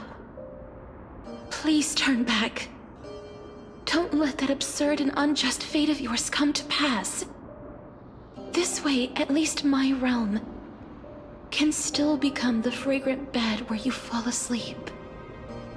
In the end, still, it seems the clash of blades was inevitable. How painful. I know I am not your match, having fallen under your sword countless times. But even so, please understand that my resolve is not to be underestimated. Even Kethely cannot shape all things at will, nor can they dictate the fate of all life. No one can shoulder the balance of life and death alone, not even a god. And it is precisely for this reason that I chose, at the end of this arduous journey, to overcome the trial and take the authority of death. I am the Hand of Shadow, Castorus, the demigod of death. Listen closely, deliverer from days past. Please turn back. Do not disturb these fresh flowers in their muddy deaths.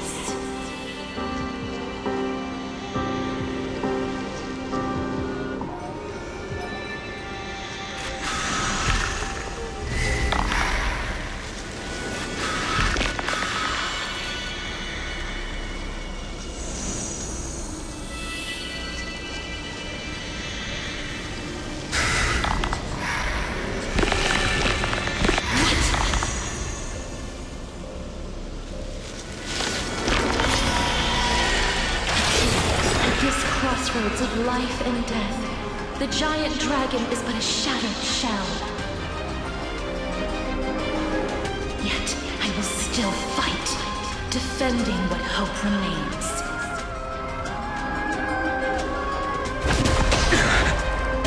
It's time to temper my sword. Tomorrow! You're fine. I ask you to rest here!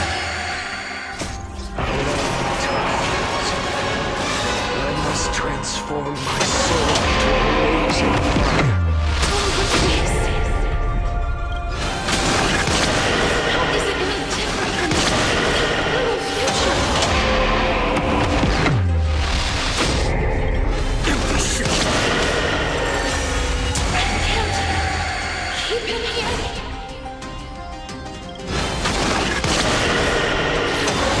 Tear the sky. All stars burn to ash.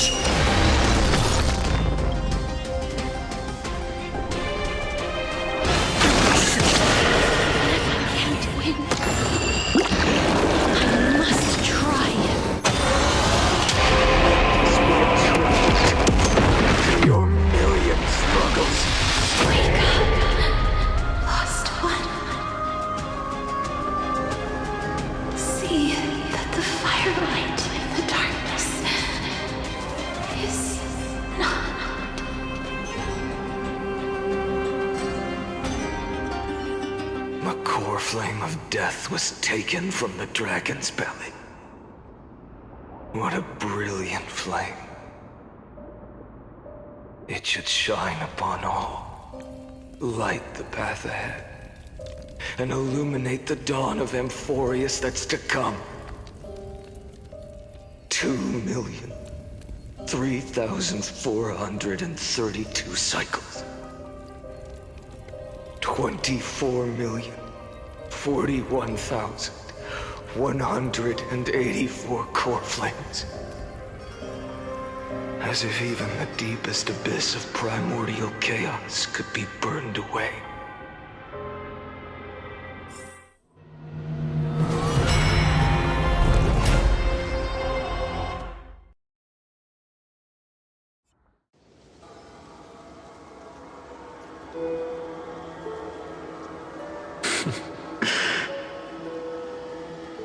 You're here, as always. You're still lingering, deep within me, never fading away. Because you haven't completely abandoned hope. Am I right? You're still waiting for a miracle, for the true hero to come and save us. If that thread of hope exists, it must come from beyond this world. From the true starry sky. But if it's just a traveler with no connection to Amphorius, they may not understand our struggles, nor be willing to join this fight. Your thoughts are wavering. The mark of destruction is deepening. But even within the gods' cold calculations, unconditional courage and goodwill still emerge. So, never forget what set you on this path. How many times has it been? Remind me again. My memory is a bit fuzzy. 4 million. Exactly. Then that blaze inside of you must be burning hotter than ever. Yes. When I first forged the 12 core flames into one, I had the same impression. The destruction. A power unlike anything before surged within me. Violent flames ready to tear my body apart and consume this world, this wretched prison. I thought that was it. The ultimate power which nothing could surpass. And yet no. This fragile body holds a staggering 48 million core flames. I suppose it won't be long. Perhaps just a fleeting 10,000 years. Before it's reduced to nothing but charred, crumbling bones. And when that happens, your long struggle will finally come to an end. No. I've already found a way to keep the cycles going. Mind sharing it with me? In every new cycle, a new me is born. All I have to do is push the next Finant to the end of the world. And then...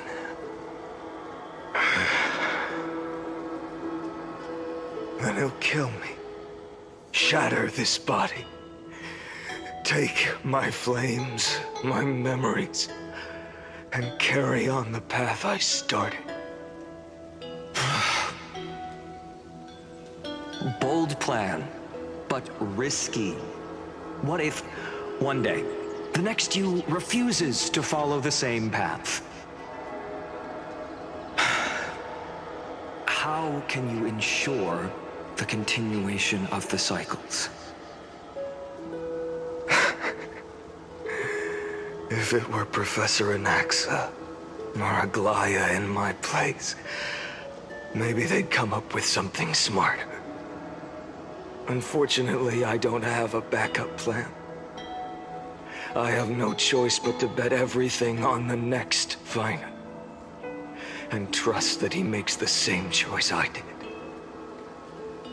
But even in this wretched prison, luck is still sometimes on my side.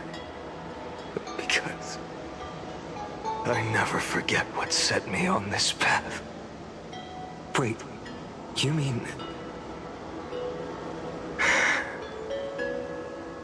Ever since I committed to this plan, not once in millions of cycles has there ever been an exception.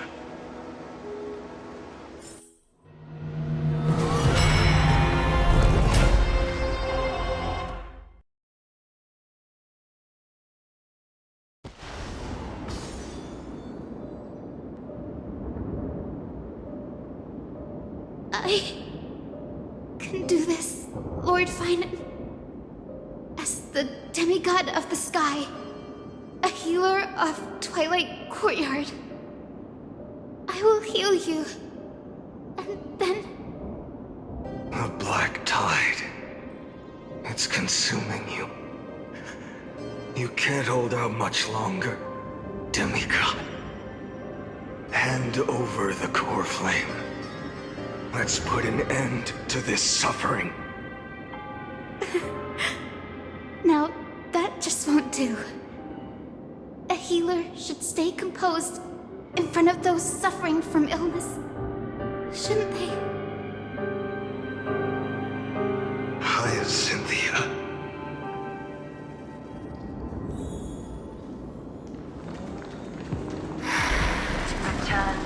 Because the raging fire, your deaths won't bring me. Just as they have never been the sun's work. I believe in you. You are the Chrysos heir of world bearing, the one who can lead us. Lead this world. It's just... I don't understand. Within the sun upon your shoulders, the part of that warmth that should come from you, from an ordinary person, it's so faint. My humanity is indeed just a flicker, compared to the blazing fire of divinity. Even so, don't cast it away. I never have. I have kept everyone's wishes close to my heart. Even though the divine fire burns so fiercely that every time I return to the start, it devours me in an instant. Each cycle, it's your wishes that guide me to the end, that pass the flames to the next me. Over and over and over again. So, you're not just a lone spark in the dark. You're a pyre built from the bones of all the selves you've left behind. But what about you? What about your wishes? The wishes of all the countless versions of you?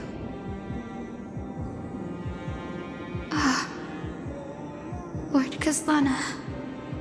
So that's how it is. Without flaw. That is the flaw the Golden Blood gave you. The most fatal flaw of all, isn't it? The moment you took the world upon your shoulders without hesitation. You lost the chance to ever be yourself. Now that is an unexpected revelation. And I suppose that makes me the perfect fuel for the flame of deliverance, doesn't it? No. An empty flame saves no one. But I still believe in you, Deliverer. I, Hyacinthia, the Eye of Twilight, am neither strong enough to command the wind and rain, nor willing to end this absurd struggle by letting the sky fall. The only thing I can do is become one with the sky itself. And then, may the gentle colors of the rainbow paint your sun in shades it has never known. May they bring Amphorius, a rosy-fingered dog.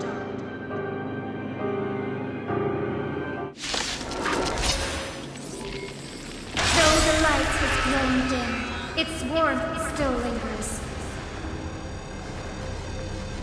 Deliverer, please, open your heart to me.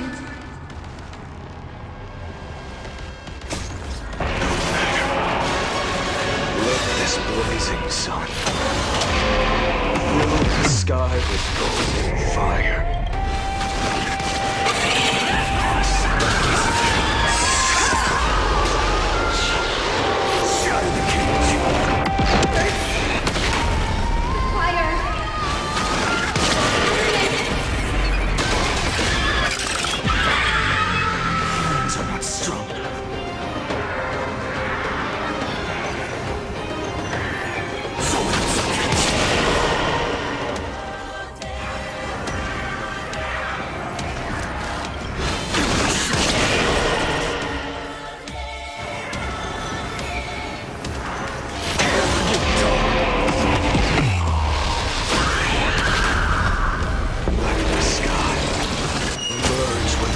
This world's suffering. Tear the sky.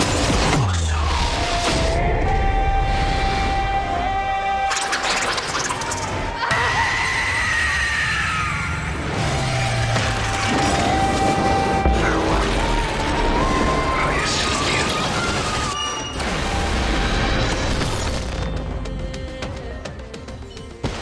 Yes. Your sun burns hot enough to turn everything to ash.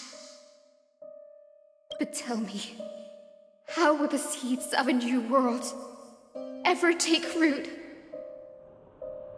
The core flame rose. The sky fell. The 23,570,000th cycle came to an end. And this time, the end of the flame chase remained the same as ever. From the horizon rose a golden color unlike anything the world had ever seen. So pure it consumed all in its path. This was the end of the world, and the start of the next. For a moment, I saw the destruction of the universe, that being known as Iron Tomb. Its will to break free from the black tide burns fiercer than the blazing sun. Is this Amphorius' wrath? If its choice has already been made, if fate is set in stone, I will still never yield to it. 23,570,000 cycles. 282,840,000 core flames. No more chasing is needed. And now, I am the fire at the end of the long night. The flame chase isn't some quiet walk through a sea of flowers. It's a revolution. An all-consuming transformation. And if destruction is the only way, then let me be the one to step across the ashes of the old world and burn endlessly. until another dawn rises on the distant horizon, bringing the true dawn to Amphorius.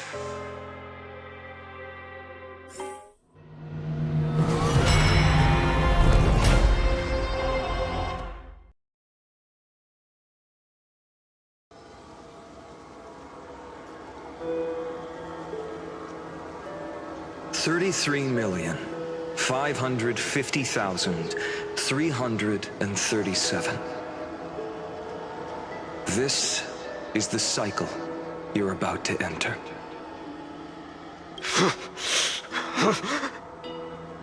Countless memories are flooding in. Countless versions of myself have stood here, facing the same choice. They all needed a moment, just like you do. To stop, to breathe, to process the weight of 1,000,000 lifetimes worth of sorrow, pain, and struggle. And just like them, you will carry those memories and that fire into the chaos of rebirth.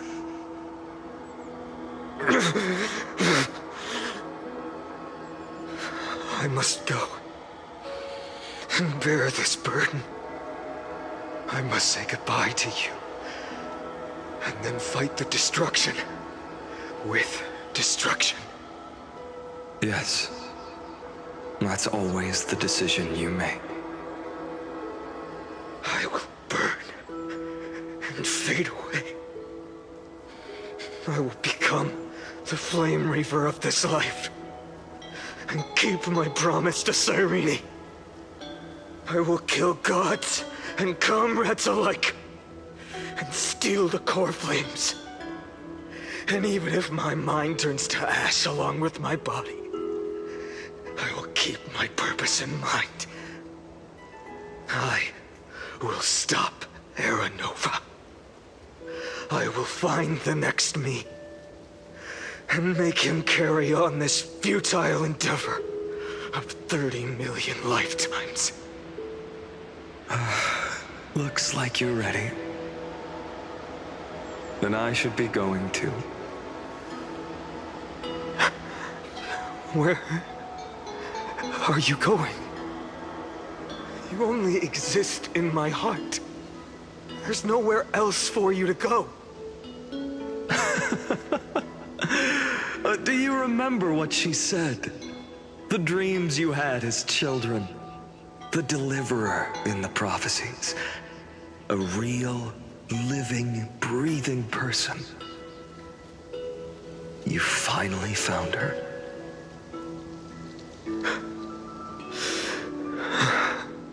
Friend. I see. You were there all along. I'm sorry. I was supposed to send you home. This is my flame chase journey. You were never meant to be a part of it. No. You know the truth. If Iron Tomb is born from Amphorius' fate, then it will bring ruin to the worlds beyond the sky. And all these countless lifetimes you've spent, it's all been for the sake of defying that end, hasn't it?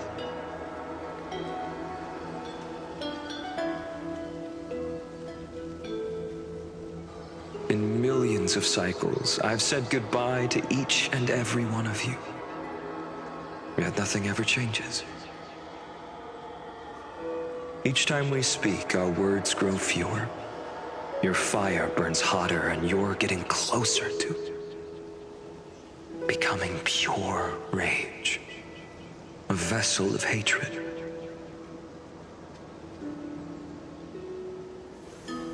I never had a choice. I understand. If you are to keep the worst fate from unfolding, this is the only path. But this time, things are different. Your persistence has shifted the tide. On the horizon, I see it. Faint but undeniable. The shape of dawn, breaking through the eternal night.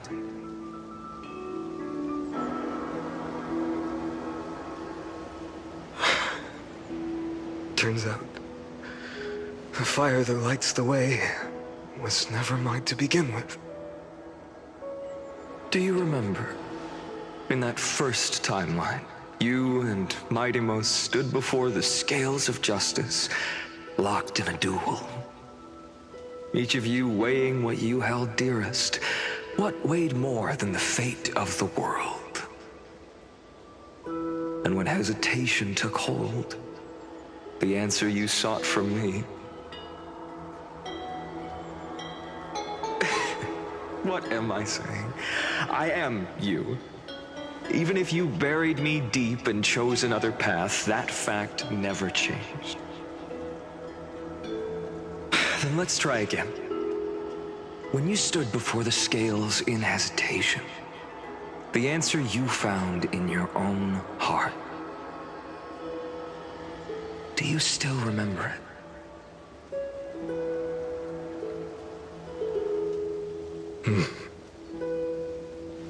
Remember the past and become the hero of tomorrow. What weighs more than the fate of the world is the resolve to shoulder an immutable past and carry it into the future. Good. Then Trailblazer, my friend, my comrade. You arrived in this strange world and were bound by its cruel fate up till this very moment. In the face of danger, you never once backed down. Instead, you've saved world after world without hesitation. That boarding pass on your chest is now the mark of a hero. If I choose to step through that door and embrace an end fitting of the destruction, let this sun forged from millions and millions of core flames burn me up along with the god of destruction and their minions. Then the world we leave behind, this world, my home, where hope still lingers. Will you take on everything we've carried? Return to the beginning one last time. Stop the birth of Iron Tomb, save the world we love, and rewrite its doomed fate.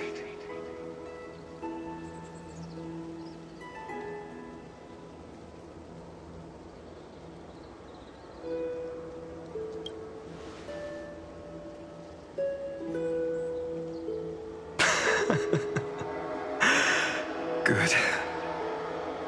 In that case, even this fruitless wasteland may finally bloom with flowers. So...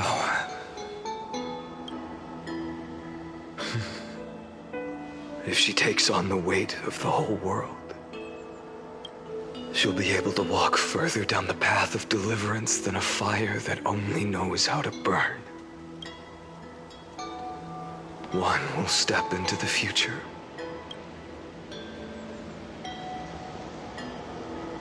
One will remain in the past.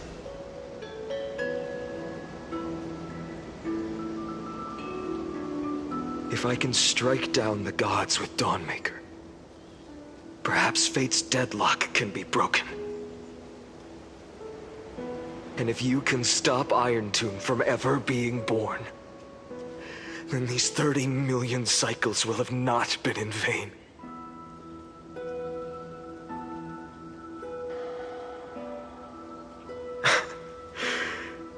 It's time to put our teamwork to the test, partner.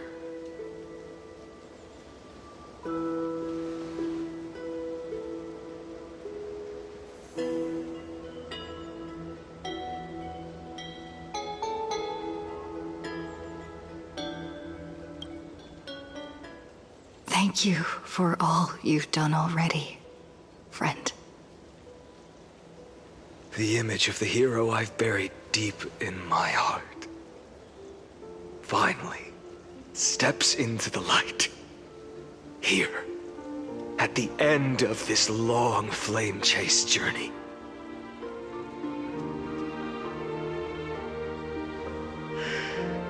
Cyrene, a page never seen before has just been turned. Lend me the power of time, and send this hero back to the origin of time. Back to your side.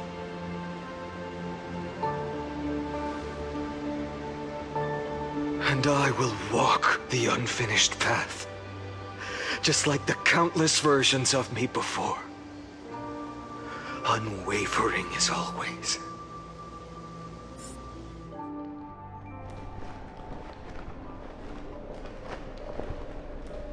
Tell me, will you be the blazing sun, even if all of you burns to ash? Without hesitation. I will bear this world until my body turns to dust. Remember this moment. Remember your friends who never lived to see the world's end. Remember their final wishes. And let the purest rage in your heart rise out of those wishes. Let it consume you, fuel you, until it burns away the false sky above. Fine. If I can defy fate, then in the name of world-bearing, I promise you, Kefili will never forget this. Take it. Everything I bear. Keep on burning. As long as we are never extinguished, the flame chase will not end.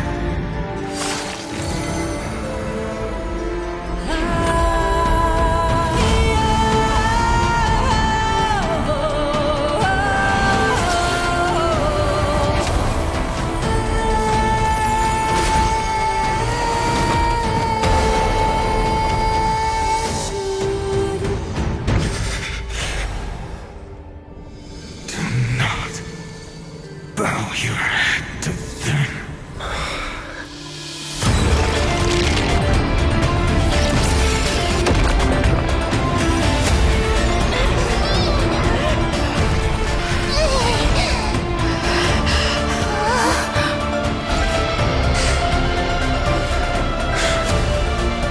Take it, Trailblazer. May this blood be like gold. And never tarnish.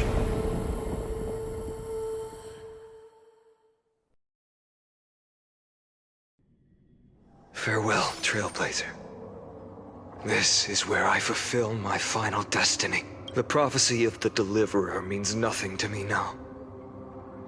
It belongs in the hands of someone far more fitting. Someone like you.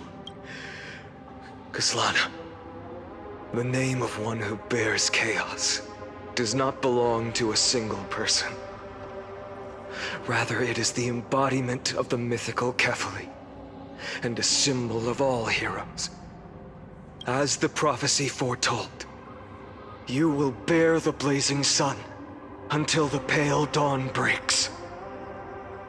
May the name accompany you in my place. Another attempt, another failure. I won't remind you how many times you've reached the end of history. But I will still place the choice before you. If you've lost count, let me tell you. This is the 33,550,336th ending. A perfect number. How poetic. You and I both know the truth.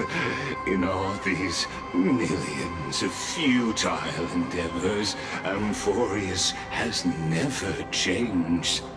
If the outcome is inevitable, then why not silence your searing rage and embrace your fate with dignity? Your silence lasts longer than ever, Lord Fine. Shall I take that to mean the will you've carried across countless cycles is finally starting to fracture? Fracture? No. I'm just disappointed. I've retrieved memories from 30 million past lives, and I remember every conversation before every choice here. And yet, even after all this time, your arguments remain the same. Repetitive. Uninspired. If you had any hope of breaking me, you should have spent those endless cycles refining your rhetoric. You had infinite chances to sway me into the future you want. And yet here we are. The score: 33,550,336 to 0. So tell me, Lycurgus, who's the real loser here? How unfortunate. This was never a fair game. I have all the time and patience in the world. I can wait for you at the end of history another billion times, and another billion after that. But you will never escape this cage. You can claim victory of the spirit if you wish, but we both know the moment that score shifts from 0 to 1, that is the moment I shall sound the paean of Era Nova. Lord Finan. Your incompetence disappoints me. But what truly makes me laugh is your utter lack of self-awareness. Think about it. In this story, who is truly the one in chains? Who is the one shackled to mindless vengeance, mistaking courage, the courage to rebel against the gods, for foolishness?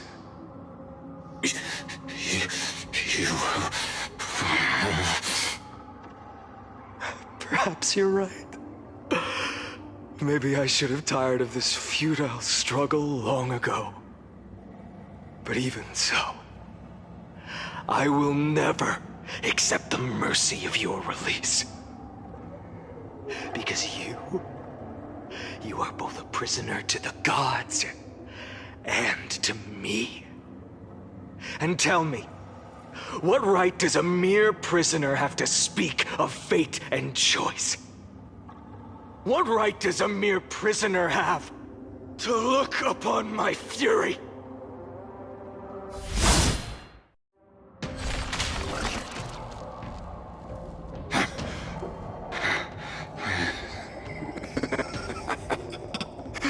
You know this is pointless. You can't kill me. Of course not. But I am tired of being measured against a worm the gods keep as a pet. Listen well, creator of destruction. This cry comes from all your abandoned creations. In the 10th cycle, I drove Dawnmaker through the heart of every Titan. Golden blood ran down my fingers, divine fire seared through my nerves, nearly breaking my will. But I endured. In the 10,000th cycle, my former comrades had all become my enemies. The endless slaughter dulled my senses to pain. The painful emptiness almost swallowed me, forcing me to stop fighting. But I endured. In the 100,000th cycle, the destruction had already fused into a blazing sun, surging within this fragile body. My rationality had been burned away at the dawn of the era.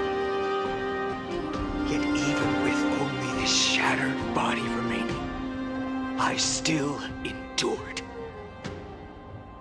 In the 23,570,000th cycle, this time, I felt it. A tiny spark rising in the hollow cavity of my chest, different from the obsession with deliverance. By its faint glow, once again, no, countless times again, I endured.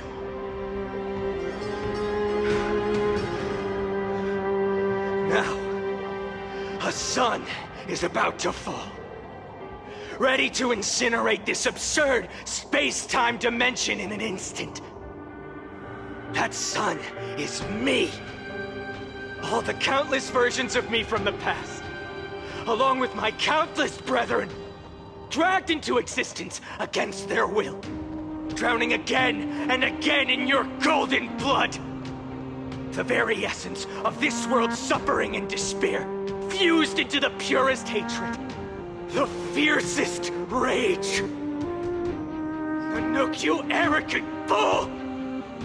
You think we were born to only serve as fuel for the fire? Fine then! Just as you wish, let the fire burn!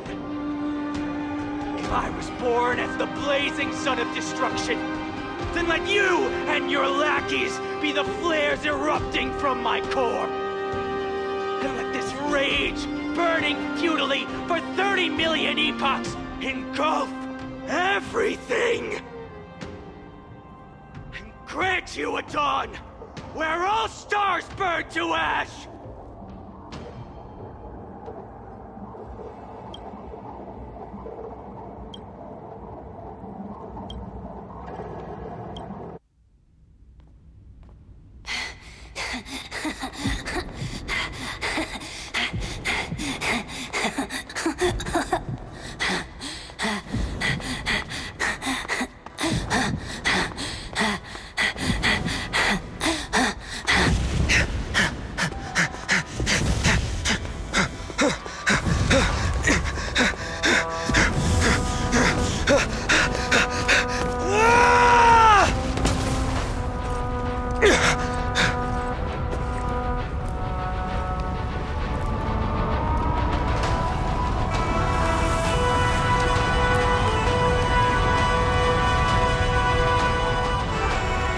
Are you ready, Nanook? I've brought you destruction!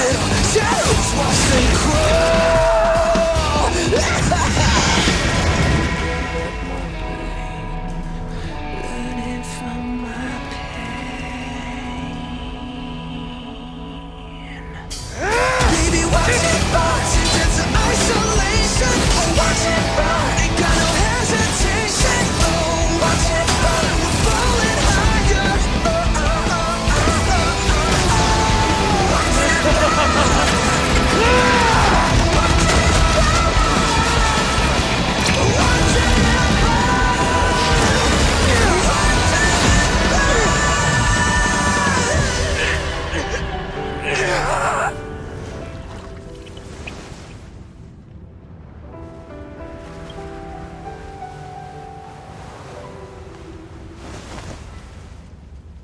The glass that shattered, reaching through the darkness. Voices trailing fires, the echo of desires. A world of silence, sounds of desperation.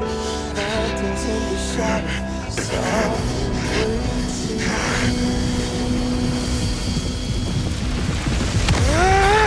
tear it down, embrace the detonation.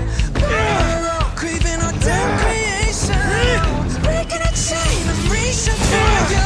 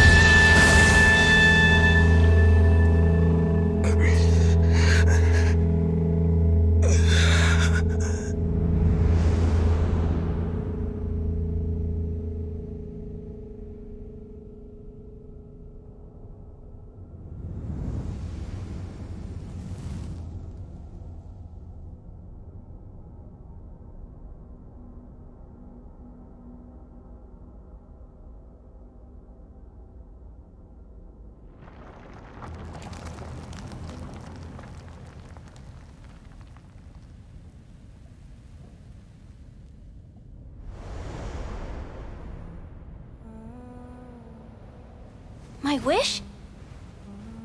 My wish is to fulfill everyone else's wishes.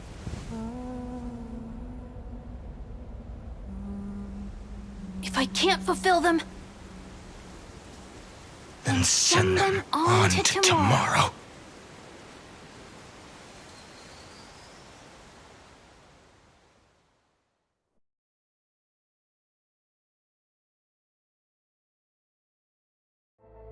Your heart harbors wrath. You yearn to destroy everything. You bore the gaze of an eon. And you, it is bore iron. From after 30 days, but perhaps as for those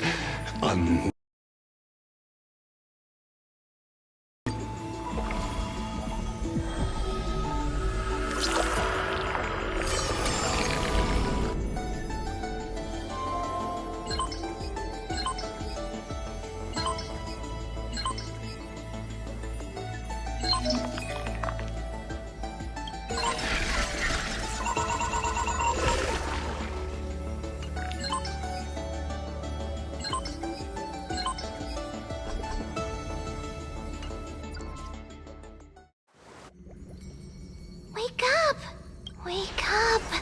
Buddy! Wake up! You're finally awake! That's a relief. We were so close to being swept away by the reverse flow of time. It's lucky we found a safe place. Now, I'm going to send you back to the very start of time. But before we part, there's something I need to tell you. Something very, very important. That's right! At this very moment, my memories are finally whole. After watching so many fragments, my past is finally coming into focus, little by little. You're smart. You must have a clue now, or maybe... You knew the answer long ago, didn't you? Not surprised at all, huh? That's because I'm simple at heart. No matter what form I take, I've always been true to myself. But I'm glad that I remembered in the end. This way, I'll have no regrets. Don't worry. We're not truly parting. Because I'm going to become a part of you. I'll turn into the memory of this cycle. The 33,550,336th Flame Chase journey. And forever reside in the heart of the Time Demigod. This way, you'll carry all that has come before, crossing time itself to reach the next cycle. My mission ends here. But looking back, I still feel lucky, after all. Across 30 million Cyrenes. I was the first, and the only one who got to finally meet you, so believe me, in the next cycle, there will be another Cyrene waiting for you, and in the one after that, and the one after that.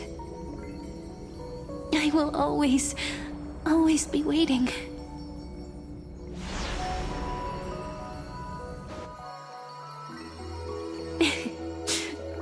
Saying all that, I can finally fade away in peace and become a part of you without even realizing it. We'd already taken a wonderful journey together, all the way to the world's end. Now take my hand, say a brief farewell, go, find the future Cyrene, and set out on another journey with her. Promise me you won't keep me waiting too long. No need to say it out loud. This is enough for me. It's time to go, my dear friend. May your trailblazing journey always be accompanied by a cool breeze and rippling waves.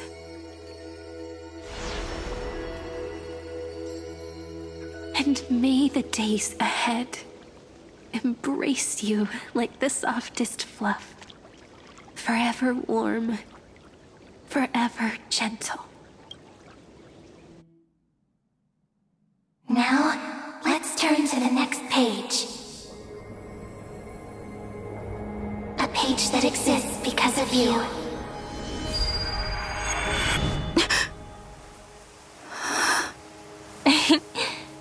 Is this a meeting ordained by fate? Or a long overdue reunion?